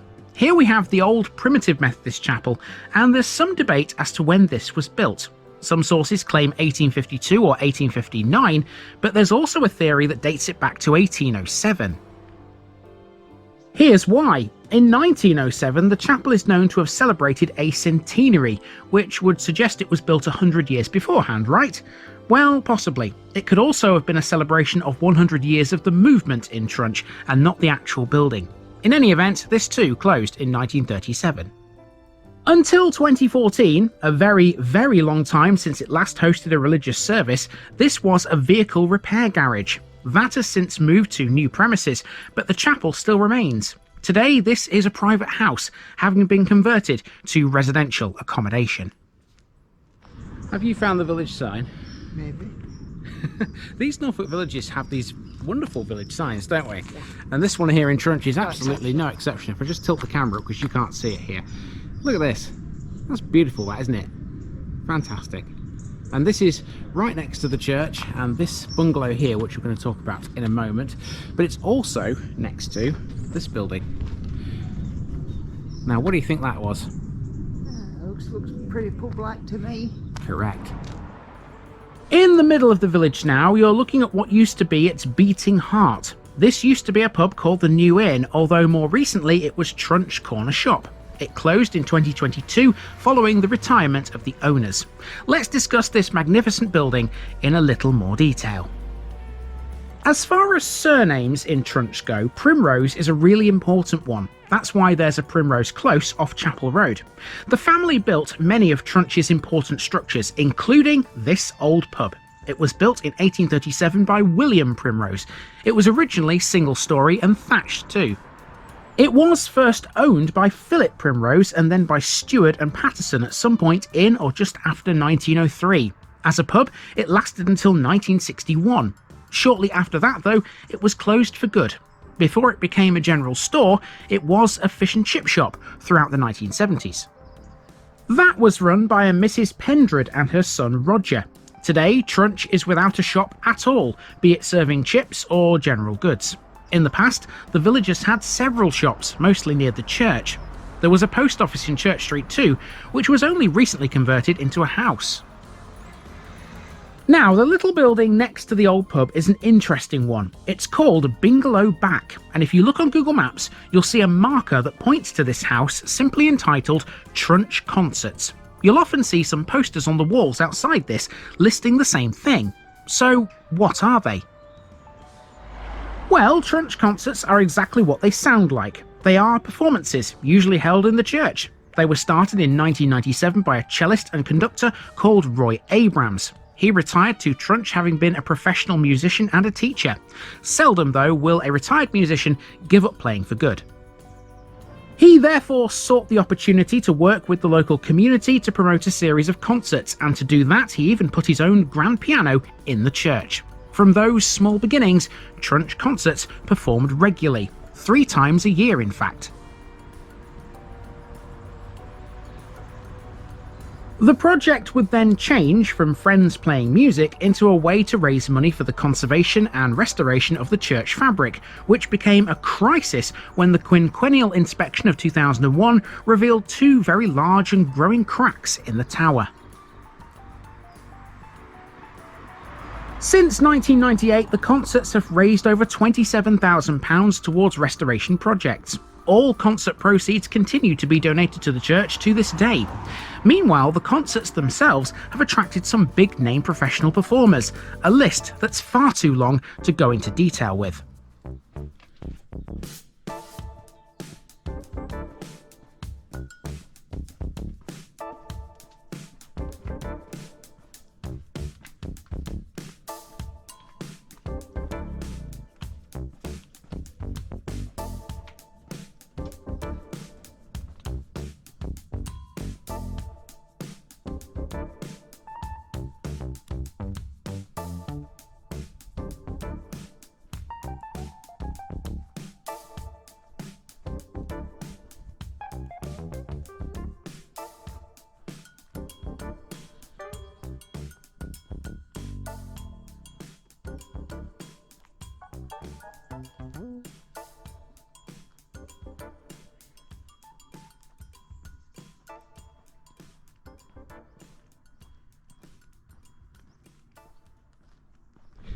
So one thing Nikki's noticed about this place already is how quiet it is, haven't you? Shh. I'm not loud. Yet again, the clue is in the name here. On Brewery Road, there was indeed one of them. Simply named the Norfolk Brewery, it was started by William Primrose in 1805. It was later run by his son Philip. When William died, he left it to Philip together with the malt house and its associated pubs. Some of the early brewers who worked in Trunch were Samuel Hole, William Amies, Philip Primrose, and Betsy Primrose, who was Philip's widow. According to the Electoral Register, Willoughby Churchill owned the brewery from 1907 until at least 1915. Trunch's brewery was a pioneer in the production of canned beers. It had its own bottling plant that was built in the 1920s, and by 1939 it also had its own social club. The brewery itself has now gone. It was demolished in 1952 and there's nothing left these days. Well, apart from one building, this is Brewery House. It was built in 1837 for the owner. In 1839, that was William Primrose, but it was lived in by a tenant, namely the Reverend Robert Marler Kramer. It remains a private house today, and the biggest clue to Trunch's beer-related history. So, as we learned there, the brewery had its own social club in the mid-19th century. Trunch still has one of those, but this isn't the original building. It sits on the edge of the brewery site though. Trunch Social Club is an important venue in this village. 2 beer festivals are held here every year, usually at the end of May and on the August bank holiday. It's often used for things like wedding receptions and funeral wakes. On its Facebook page, it has a simple description. It calls itself a great place where friends are made. And next to the social club, there's a little bus shelter with a plaque in it. Behind my head there, it says, presented to the village of Trunch by C.R. Wade, builder, 1969. And Nikki is checking out a little notice board, which is on the side of this bus shelter. Anything of note on there, my dear? You look like someone to eating a biscuit. Hey, it's all for the fans. Anything? Biscuits. What? I've got fans of biscuits too. I don't know. What kind of biscuit is it? Butterscotch crunch. Anyway. How very? This is a little bit about Trunch, about the history and about what to see in the history, historical buildings and some walking routes. Plenty of those. I'll make my biscuit now. Okay. Next to see is the site of Trunch's old school. Sketchy records and educated guesswork tell us that there was a school in Trunch as early as 1646. Evidently, it was held in the chancel of the church until 1750, and holes can still be seen in the choir stalls today that could well have been inkwells. Later, there's thought to have been a school in Brewery Road. Records state a man named John Lacey was a schoolmaster in Trunch from 1806 to 1817, and later there was another schoolmaster called Timothy Flint, who lived in the village between 1833 and 1836.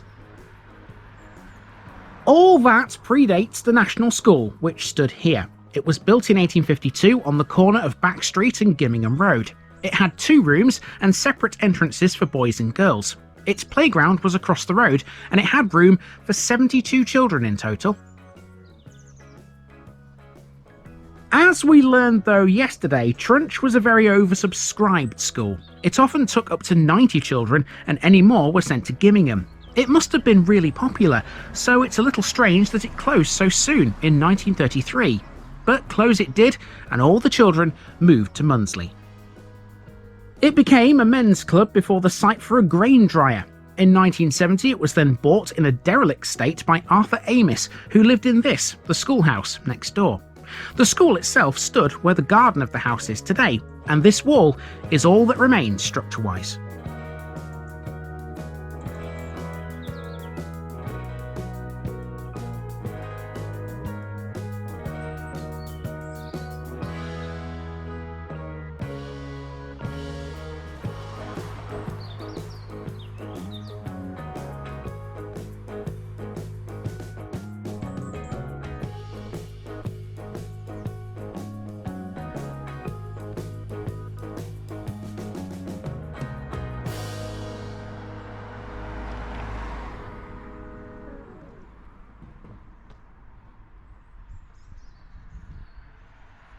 Okay, I've caught up with Nikki, who went off to the church while I was dealing with the school there. So, have you found anything in here of any note? Well, I've just been sat here just enjoying the peacefulness of it, really. You know, people often ask me, why do I, like cemeteries and stuff. There's some of the most peaceful places on the planet. I'm not even joking. I mean, everybody's just so quiet. It's full of people, but it's just quiet, and it's just so nice. Well, and I can sit here and I can hear the sounds of nature, and I can, sometimes we see squirrels or rabbits or, whatever, and it's just nice. Just nice. Yeah. That's going to be the word of the day, isn't it? Nice. Maybe. Nice. It's nice. Trunch's church is the Grade 1 listed 14th century St. Botolph's. This is famous for its carved and painted wood font canopy, featuring panels with paintings of the 12 apostles, a cornice with a Latin inscription, and 6 arches filled with tracery. Only 4 such canopies still exist in England. St. Botolph's also features a hammer beam roof with carved angels, as well as medieval misericords under the seats in the chancel. Another medieval survival is the rood screen depicting 11 disciples and St. Paul, although their faces were scratched out during the Reformation.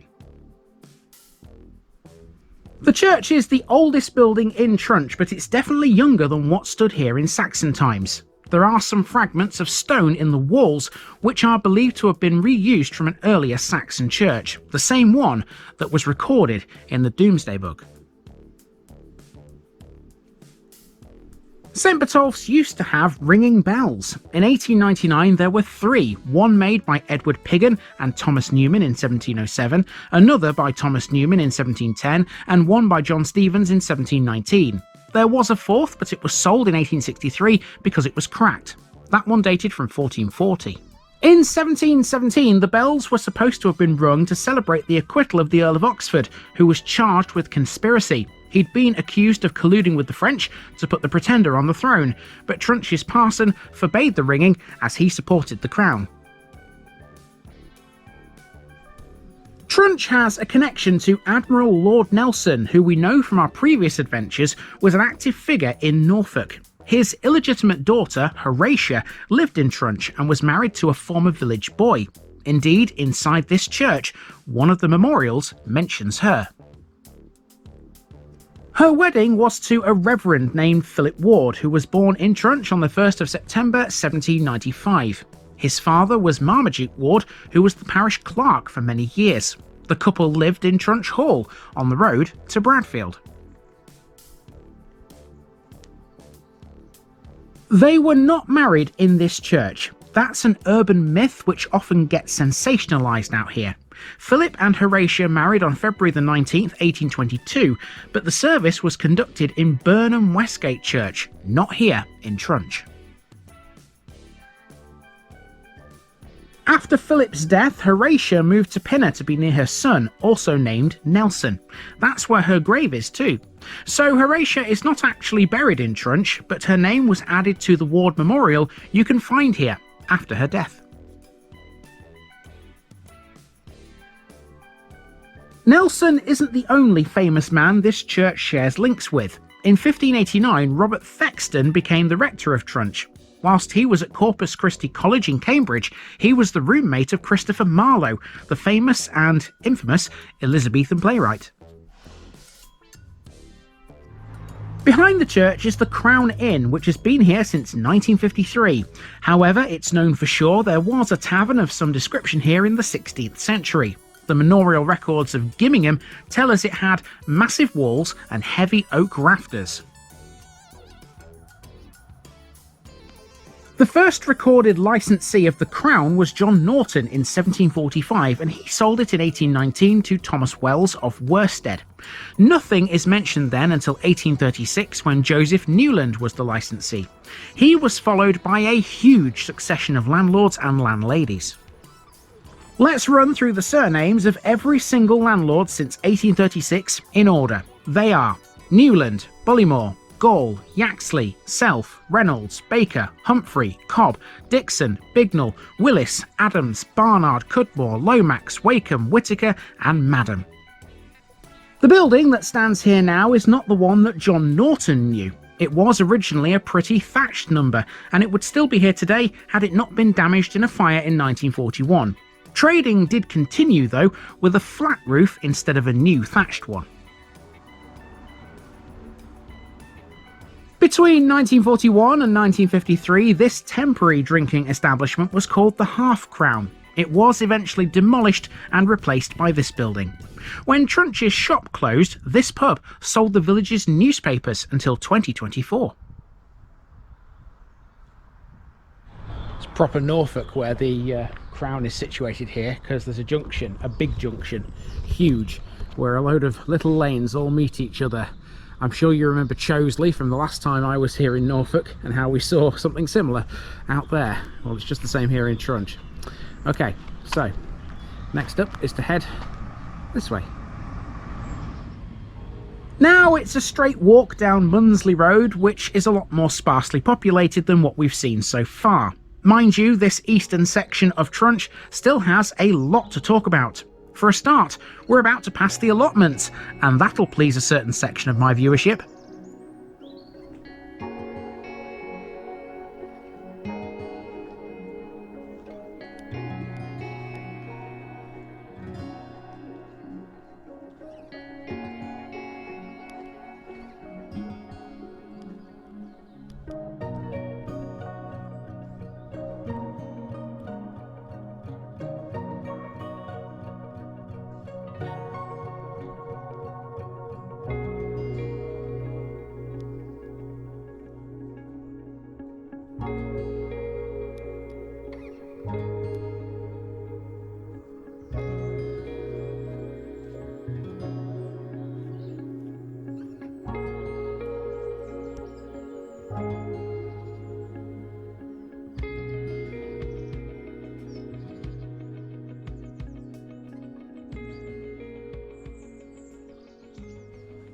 Scunthorpe Road next, and there's only one thing of note on here.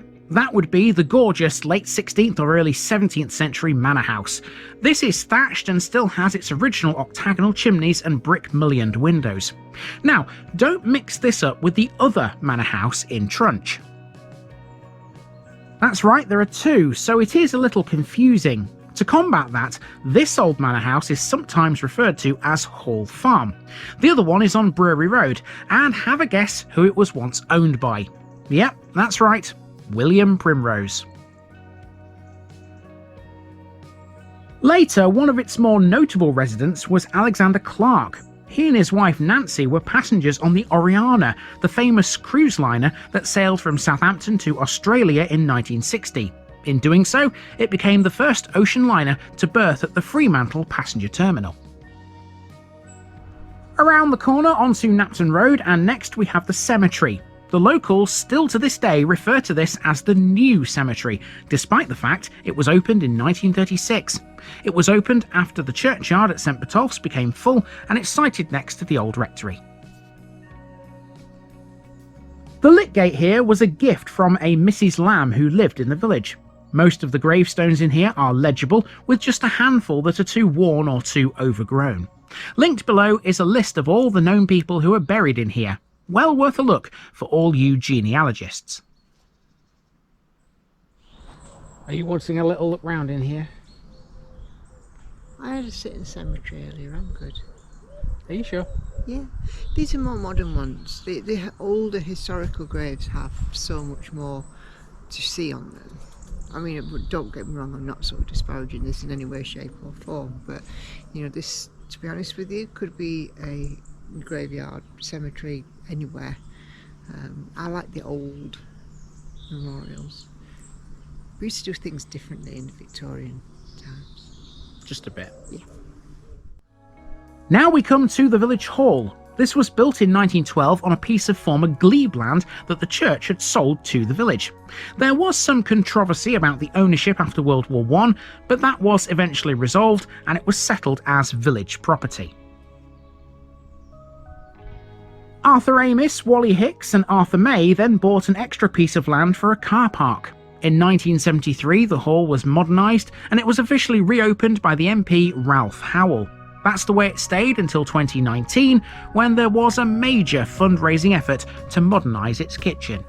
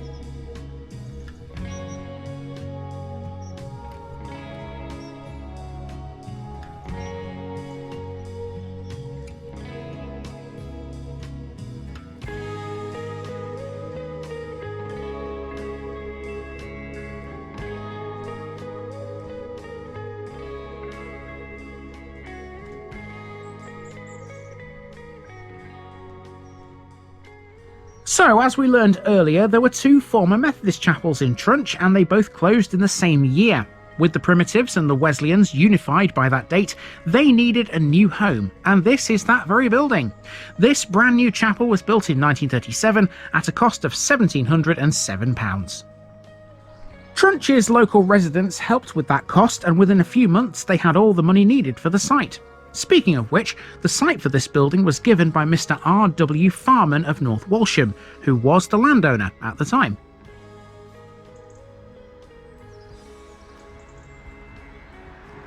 Made of red brick and a tiled roof, this is actually two buildings, a chapel and a hall. Much larger than the original buildings on Chapel Road, the hall could accommodate 110, whilst the chapel itself could hold 100.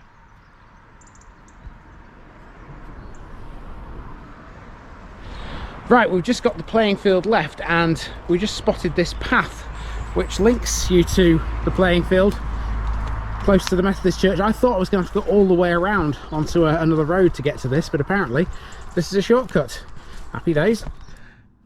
Between here and the end it's mostly houses, but there is a small playing field in the southernmost reaches. I didn't find out a lot about this, but it's a nice way to end the walk. From here, you can easily get back to Chapel Road using a path into the housing bordering it to the north. Do you know, you're a big kid. Yeah, I mean, I might be 50, but I still like to go on a swing.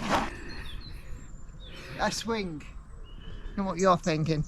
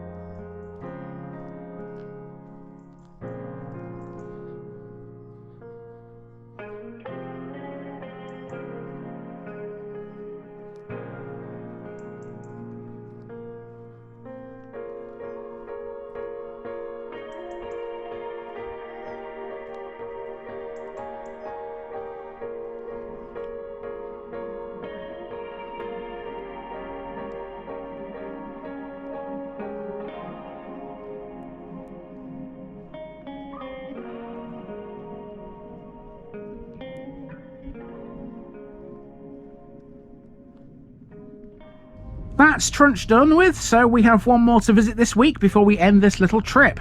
In the last one this week, we'll be visiting a village that's split into two parts. Between them, there's a back lane which has two memorials on it, and we'll be discussing the tragic story behind one of them.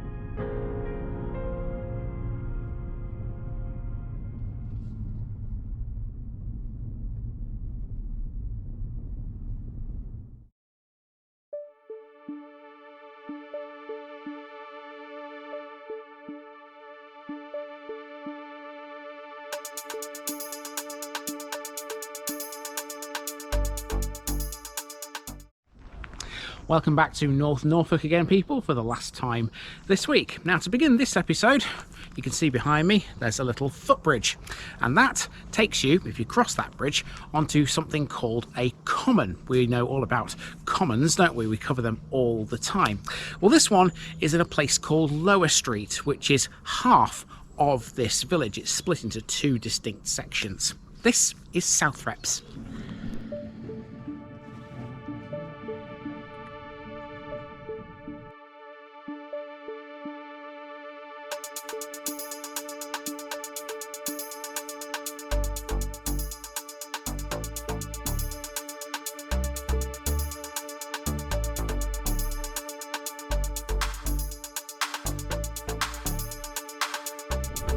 Southrepps, southern strip of land.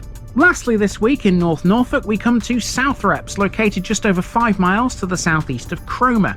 This is a lovely little place and it has more than just a tiny bit of wartime history, thanks mainly to one of its country lanes. The village is split into two distinct halves, separated by a mile of farmland. The halves are known as Upper Southrepps and Lower Southrepps officially, but on many maps they get referred to as Upper Street and Lower Street. Google Maps, though, doesn't recognise Upper Street.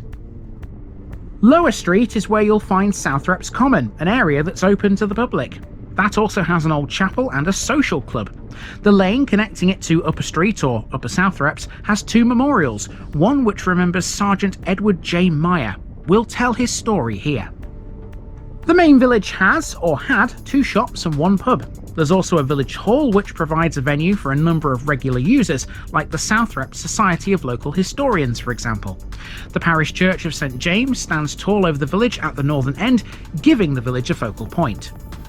And between Southrepps and Trunch, there's a small triangular piece of land on which stands a house called Wedgwood.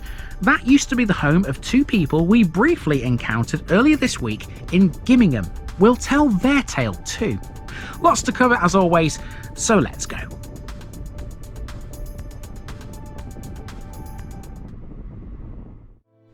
Southrepps has always been a small North Norfolk village. It's never been anything else. The name is probably derived from the Middle English reps, meaning strip or strips of land. Fields of intensively farmed arable land have dominated the landscape here for years.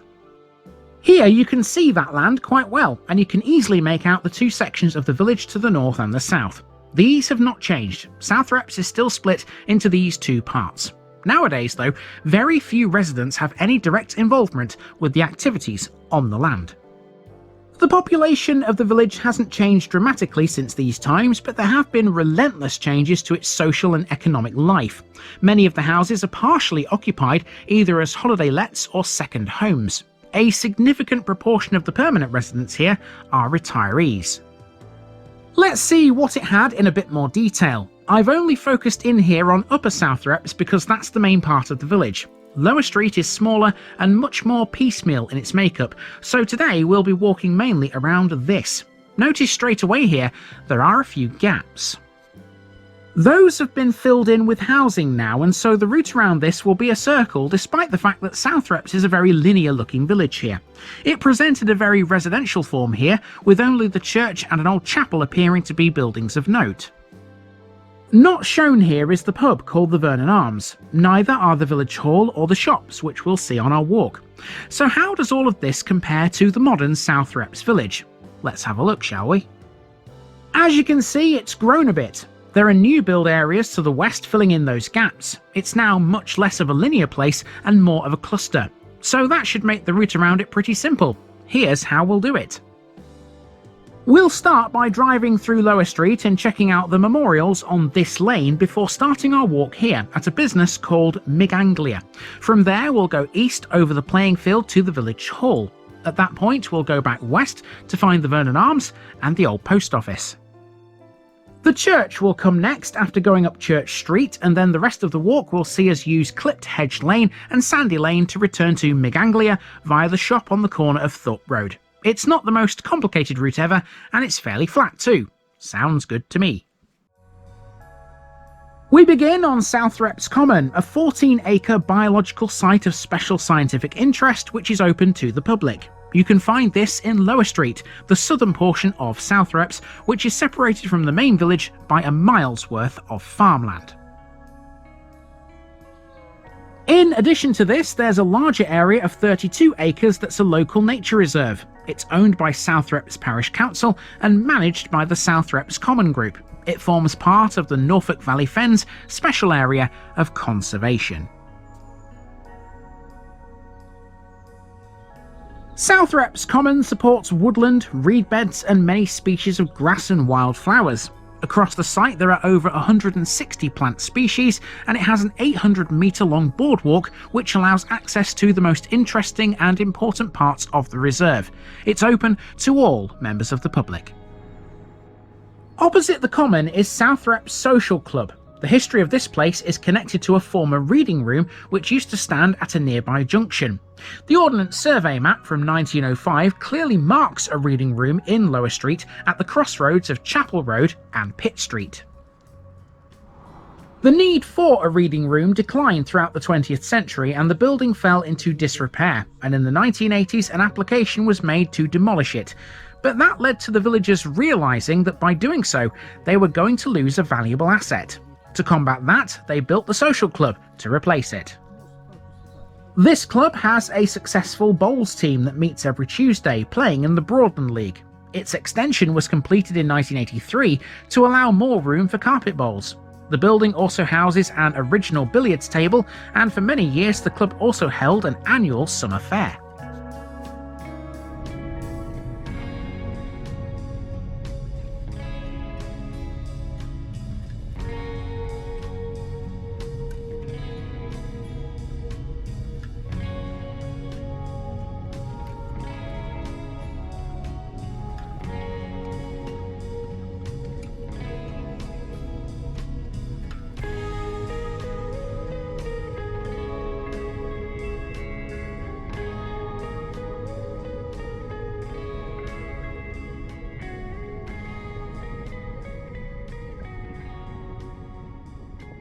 In terms of non-conformist places of worship, Southrepps has always been really well endowed. There was an original meeting house off the road to Northrepps, the remains of which can still be seen if you know where to go. Later, both Upper and Lower Southrepps had chapels. In 1868, this primitive Methodist chapel was opened in Lower Southrepps on what was known back then as Long Lane. It's now called Chapel Road. This was the last of the chapels in Southrepps to close. The small congregation from Upper Street moved here when that chapel ceased to operate. This closed in 2009 but still belonged to the Primitive Methodists until 2015 when it was eventually sold off. It's now a private house. We'll learn what happened to the chapel in Upper Southrepps on our walk, but what about the original meeting house? Well, that deserves its own section. To the west of the main Southrepps village, there's a footpath which runs from the junction of Sandy Lane and Clipped Hedge Lane towards Northrepps. Follow that and you'll come to a small field ringed by an impressive stand of mature lime trees. In there are gravestones. It's called the Old Chapel Yard and it's the site of the original meeting house. Nonconformism thrived in Southrepps from Elizabethan times, through the upheaval of the Civil War, the Commonwealth, the Restoration, and up to the time of John Wesley and the present day. At some point in the mid-17th century, the meeting house was built here, despite the fact it was well within sight of an Anglican building. It was allowed though thanks to Edmund Brome, a famous preacher who was appointed rector of Southrepps Church in 1647. Records show that after his eviction in 1660 on the restoration of the monarchy, Brome continued an illegal nonconformist ministry and preached at the meeting house and other places across Norfolk. It was a time of great instability, but somehow Southrepps got away with it. The meeting house eventually became part of the independent Congregational Church of Bradfield and North Walsham. There were regular weekly services. One preacher, John Fletcher, travelled on horseback for over 40 years from North Walsham to give services at the chapel. To this day, the footpaths and bridleways around the chapel link the meeting house with nearby villages, and not just Southrepps. They go to Northrepps, Bradfield, Thorpe Market and Gimingham. These remote lanes were also well known in the 18th century for other reasons. Smugglers loved them. They were perfect for moving French brandy and gin landed at Cromer, Overstrand and Sidestrand. Small woods adjoining the Northrepps Road are even shown on some old maps as Smuggler's Grove. It's even rumoured that some goods were hidden in the meeting house itself. During the 17th and 18th centuries, the nonconformists using the meeting house were independent Congregationalists. Their followers were amongst the early Puritan settlers in North America and were influential during the time of the Commonwealth when Oliver Cromwell was Lord Protector. By the late 18th century, the meeting house was in decline. Across the country, the followers of John Wesley were establishing Methodist chapels. The Methodists took possession of the building in 1799 and later established the two newer ones in Upper and Lower Southrepps. Okay, I've got a bit of driving to do now to get up to the next bit of Southrepps. I've got to be quick about this as well because these are quite narrow lanes and so parking on them is a little bit difficult to do, and so every time I get out of the car I'm worried about blocking people. So yeah, hopefully we'll manage this without meeting anything. So to get to the next part of Southrepps we have to use a road called Long Lane, and I'll be stopping at least twice along there because it's effectively one big war memorial. Now let's drive into the main Southrepps village via Long Lane, but in doing so you pass two memorials. These would be so easy to miss if you didn't know they were there. One of them is literally just a plaque under a tree, but that one has a tragic story attached to it. The arrival of American forces in 1942 to the UK brought many changes to British life as well as a big boost to the war effort. East Anglia, being relatively close to continental Europe, was the perfect base for the United States Army Air Force. They had many bomber bases across Norfolk. And that brings us to the events of the 7th of October 1944, the day that saw a USAAF B-24 Liberator come to the ground in Southrepps. Known as the Yankee Buzz Bomb, it was in a flight of some 29 B-24s over the North Sea, en route to bomb the Rothensee oil refinery at Magdeburg in Germany. It never got that far because it lost 2 engines and was forced to turn around. It reached the English coast, however, and the pilot, Lieutenant Albert H. Grice, ordered 7 crewmen to bail out. They duly did, leaving him, his co-pilot and the flight engineer aboard to try and save the aircraft. In order to land, they chose an emergency strip about 4 miles southeast of Cromer in a split-second decision. It was a narrow, level barley field, and to their credit, they landed the plane safely. So you'd have thought, therefore, there were no fatalities. But what happened to the 7 men that bailed out? Sergeant Edward J. Meyer was one of the 7 who jumped from the plane. Whilst the other 6 successfully made it to the ground, he didn't because his parachute failed to open. On the 7th of October 2016, 62 years after he lost his life, the Southrepps villagers decided to remember the young American hero. This is an oak tree, beneath which there's a small plaque commemorating Sergeant Meyer. Canon David Roper, the rector of Southrepps at the time, led an open-air service which remembered all of the airmen and praised the special relationship which still exists between America and Great Britain. Long Lane itself was already a war memorial. Drive up it and you'll see it's lined by an avenue of trees, all planted in honour of the war heroes. As you can imagine, the locals were only happy to add another one in memory of Sergeant Meyer.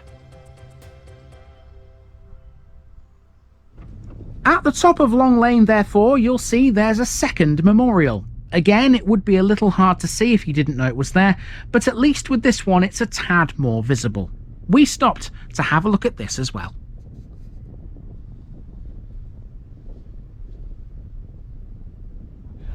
Okay, so basically what this is just a sign that tells you that this is the Avenue of Remembrance. So here we go. Avenue of Remembrance, Pro Patria 1914 to 1945, we will remember them. And then there's a flagpole with no flag on it at the moment, but I assume at sort of Remembrance Day, Remembrance time, there is a flag that's hoisted here. And then there's a big cross next to it with a poppy wreath and the RAF roundel. So now we're in Southrepps itself. Let's get started with a business called Miganglia. In the 1940s, Southrepps had a bakery which expanded and moved from Chapel Street to Thorpe Market Road. It was a good source of casual employment for young people. It stood here, where Miganglia is now. This is a family business established in 1978 by Harry Chapman. The company was set up to meet the demand from local garages and small commercial businesses for MIG welding machines, hence the MIG part of the name. The Anglia bit is obvious, I'd hope.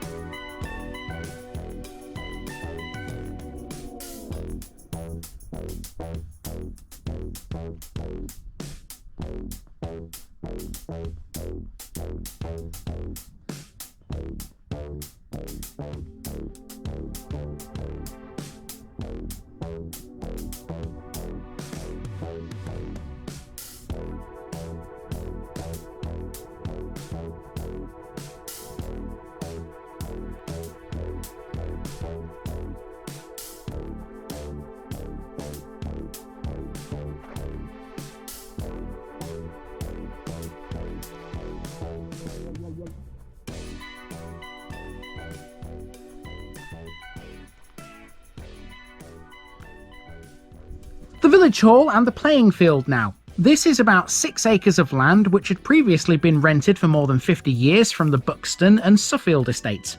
It was purchased by the parish council in 1921 with considerable help from a former rector called Humphrey Barclay.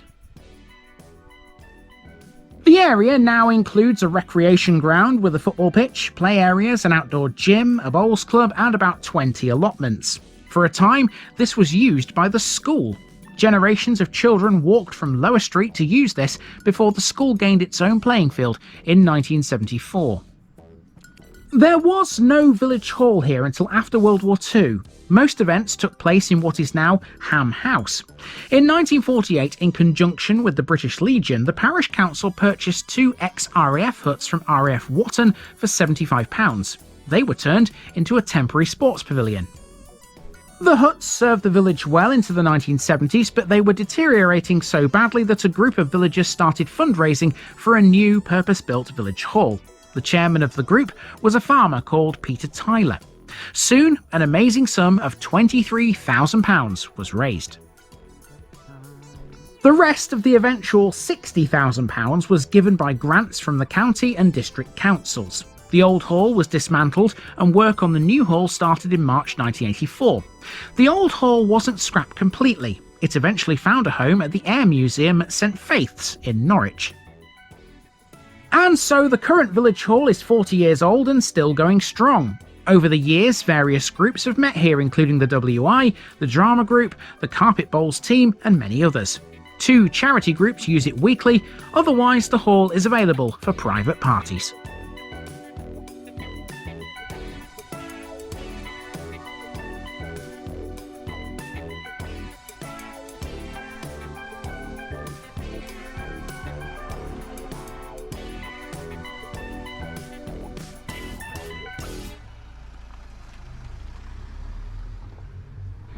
Again, it's not a very wide village in terms of its roads. When cars come down here, pedestrians have to stand into the side, and yeah, it can be a bit tricky in places. I've just been through a very narrow section there up from the village hall, and this street here isn't much wider. This is the road that leads to a chapel, which you can just see here in shot. It's this building there.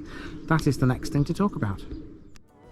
Just to the east of the village hall was Upper Street's Methodist Chapel, built with materials that came from the original meeting house. The Methodist Chapel was a place of worship in the main village until it closed in 1979 due to the poor condition of the building. Demolition was proposed, but a successful planning application for its reclamation and conversion to a house saved the day. The old chapel is now a private house. Let's continue to the west again now as we make for one of the old post offices.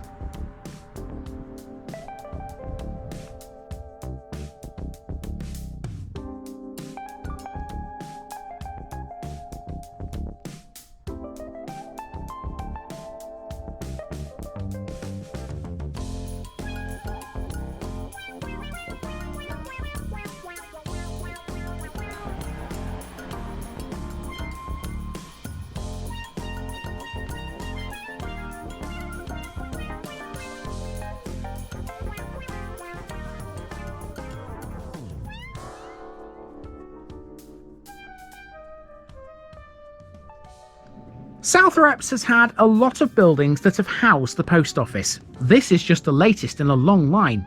The earliest record of a post office in Southrepps can be found in the 1856 Craven's Directory, which listed James Spurrell Plumley as sub-postmaster. It's not clear where that building was though. Generally, the post office was on the High Street. It's known to have been at number 21 and at number 23. 21 High Street, even today, is still known as Post Cottage. Twice in its history, it's been based in this building, the old Carr's shop. Latterly, it was here from the 1970s onwards. This property was owned by the Carrs until its sale in 2010 to the last sub-postmaster of Southrepps, Dirk Geary. He and his wife Lorraine took over in 2010, turning the building into a coffee shop, but at the same time, it was still a post office. It ran that way for 3 years, until 2013. Dirk would again relocate the post office slightly further along the street to an old storeroom, whilst the coffee shop closed and was converted into a house. Nowadays, Southrepps has no post office at all because Dirk retired in 2024. The post now comes to Southrepps via a van. Next door to the shop is Ham House. This used to be a pub called the New Inn. It was a coaching inn, and the earliest record for it dates back to 1783, when an auction of property was held here. It was originally a house before hosting a raft of businesses. The pub certainly wasn't the only one. Scarlet dyers and wool combers are known to have worked in this building before it became an inn. It's highly likely it was also a vet's as well, because one former landlord was James Sharpen, who was a veterinary surgeon in 1863. We also know it was the de facto village hall for a time too. Postmen would have their breaks in a room here. The women of the village would come to the long room to use a mangle to dry washing. For a short time, a doctor's surgery was moved from Post Cottage to the New Inn. It has to be said then, this had a crazily important role in the village. This area of the High Street feels very much like the village centre. It's all compacted together. There's loads of things in a small sort of area. And we've seen a couple of those already. Over the road here is another one. This is the Vernon Arms in your shot right now. Let's chat about this.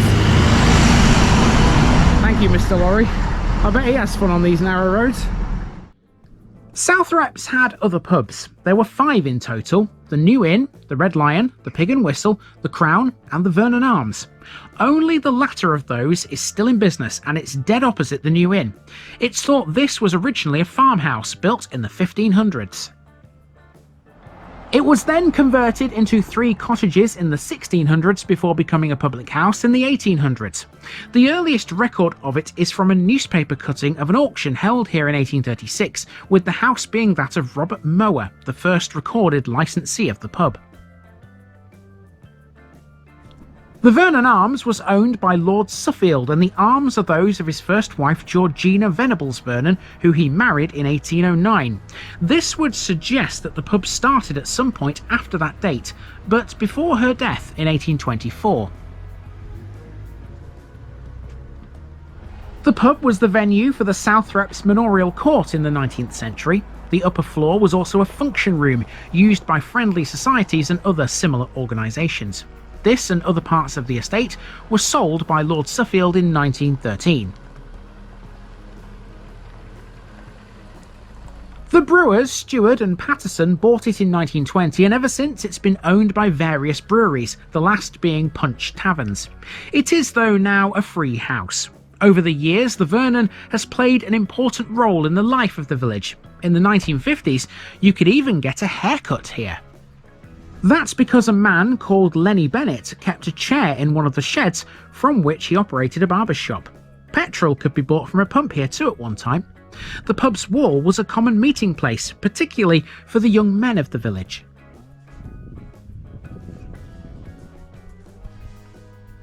When Ben Baxter was the publican in 1934, the Vernon became a hub for local folk music, more often than not led by Ben and his brother Harry, who played the fiddle.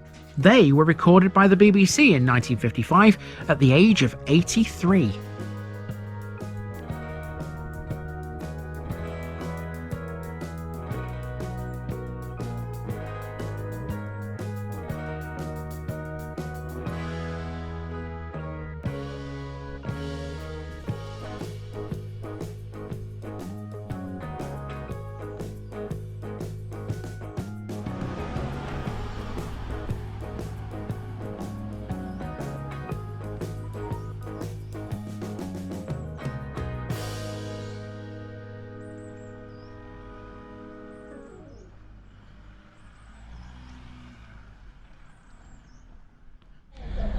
Pretty obvious next landmark there. It is the church, and this has another tall tower, as we've become accustomed to here in North Norfolk.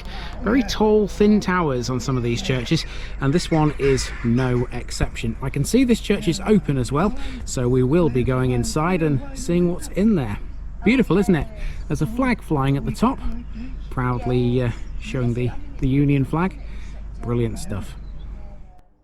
It's the church next. Dedicated to St James, this dates back to the late 13th century. Its tower is reputed to be the second highest in the area and the most prominent landmark in the district. There's been a religious building of some sort on this very site since the Domesday Book. No trace of the church that was here in those days remains though, perhaps because it was made of wood. In around 1290, when the present church was being built, the first rector of Southrepps was John de Reps. Reps, of course, stemming from the Old English word for strip of land. The church as a whole was constructed in the decorated and perpendicular styles between 1300 and 1500, although there were long periods when no building activity took place. In 1348, the dreadful scourge of the Black Death decimated the population, bringing all industry to an abrupt stop. There was a second period of inactivity in 1381 when a local rising of villagers assembled at Thorpe Market to do battle with the forces of Henry le Despencer, the fighting Bishop of Norwich. The church therefore was still unfinished in the early 16th century. The completion of the Great Tower and font basin date from about 1508 to 1509. At that time, another disaster was striking the village called the sweating sickness. However, this time the craftsmen were not too badly affected and the building was finally completed. The tower became unsafe in the 1970s and the parishioners launched a fundraising campaign for its restoration. That was completed in the early 1980s. In 1984, a new steel bell frame was installed at a lower level in the tower for its 5 bells, but with a position for a 6th, which was eventually added in 1988. The fine mid-Victorian stained glass window in the nave is a memorial to the Carter family. It has 3 pictures within medallions. The window in the northern chancel wall is a memorial to the former rector John Harbord, the 5th son of the 3rd Lord Suffield. The royal arms displayed in the nave are those of George III. They were originally at the western end of the church but were removed when works to open up the west window were undertaken. Over the altar is a sanctuary lamp dedicated to the memory of church warden Ted Baker. Speaking of memorials, the unveiling and dedication of the War Memorial took place on Sunday the 3rd of July 1921. It was unveiled by Humphrey Barclay, who also gave an address. The dedication was made by Reverend Sir Frederick Sullivan, the retiring rector of the parish at the time. The simple cross of Clipsham stone was the work of Mr. H. Palmer of Sheringham. The memorial carries the names of 23 men from the village who lost their lives in World War I, along with the 3 men who did so in World War II.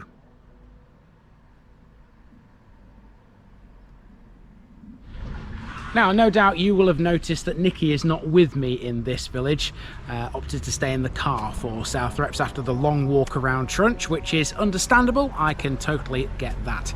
And so now really all I've got to do here in Southrepps is make my way back to her in the car. And from the church onwards, it's pretty much all residential. I'm on a road here called Clipped Hedge Lane. That'll take us to Sandy Lane, and that'll take us back down to close to where we started.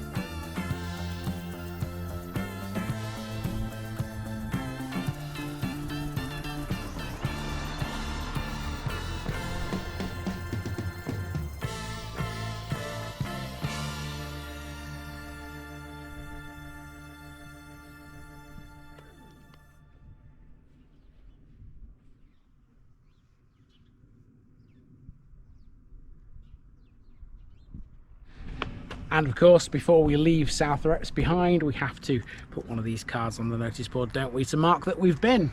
So let's do that now. Somewhere up there, I think. TVI's been to Southrepps. So, earlier this week, you may remember we found a pair of graves in the churchyard in Gimingham. I didn't say too much about them because the two people that lie in them used to live here in Southrepps parish. The graves belonged to a pair of brilliant 20th century artists. One of them was Claughton Pellow. He was born in Cornwall but spent the early years of his life in Canada, where his father was a mining engineer. As a young man, he travelled to Italy and converted to Catholicism. The other grave was that of his wife, Ketchy Tennant, another artist. The pair had been fellow art students at Slade, and they married after World War I, deciding to live a quiet life in North Norfolk, with the occasional holidays in Cornwall and Bavaria. Their first Norfolk home was in Overstrand, with a view over the old railway line, depicted in one of Pellow's watercolours. In the early 1920s, Pellow turned to making wood engravings, and he became extremely skilled in producing very detailed black and white prints from those. Two of Pellow's wood engravings were of Trunch. They were called The Musical Beggar, made in 1928, and The Carol Singers, made in 1930. Nearly all of Ketchy's paintings were watercolours. Several of her 1920s ones were of Bavarian scenes. Several of her later works were of local scenes, such as these I'm showing you now. There is a discernible gap in her work from 1933 to 1950, thanks to looking after her adopted niece, Anne. In 1926, the couple bought an isolated triangular piece of land between Trunch and Southrepps and built a house on it called the Pittle. The house still exists. It's called Wedgwood. You'll find the house where Wedgwood Road meets Gimingham Road, just before it runs into Southrepps. Pellow had his problems with the locals. When World War II came along, some people around here thought he was foreign because he spoke German and received letters from friends in Germany. He was arrested at Gunton Station on suspicion of being a spy and was held until he could prove otherwise. It's said that for a while the Trunch Home Guard used their house as a base because of its isolated strategic position and the fact that it had a telephone. One website also suggests that from 1939 to 1941 the Pellows rented out the Pittle and lived in Sheringham to save money. Their adopted niece Anne died in 2023 and her ashes were buried with them in 2024 when their new stones were installed in Gimingham churchyard. At the top of each stone are their etchings. The Pellows' studio in Southrepps has now been converted into a small holiday let. And that brings us to the end of our first run through North Norfolk. For now, that's your lot for a while, but I can't wait to get stuck into it properly. I don't know when I'll be back, but hopefully this has given you a good flavour of what's still to come. See you soon.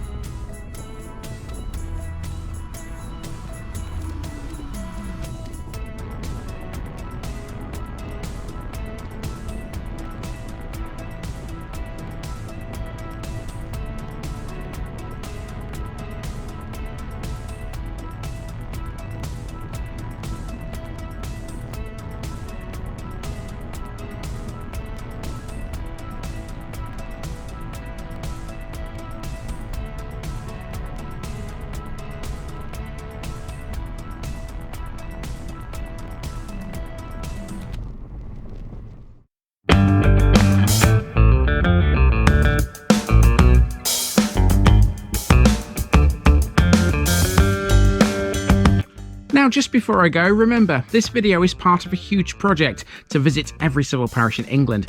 That's more than 10,000. These routes are pre-planned, and due to time constraints, I can't cover every detail or walk down every street. Please don't complain if this video missed something out. I pronounce names how I choose to.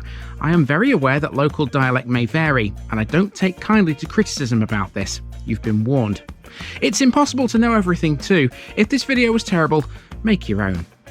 If you're a regular watcher of The Village Idiot, you're not the only one. If you've got a small business, why not use my videos to advertise it? Leave a comment below if you're interested. And finally, thanks for watching this episode, everybody. Give us a like and a subscribe if you've enjoyed this episode, and share it with your friends and relatives. It all helps to keep this mission going. Until next time, I've been Andy, also known as the Village Idiot, and I'm out.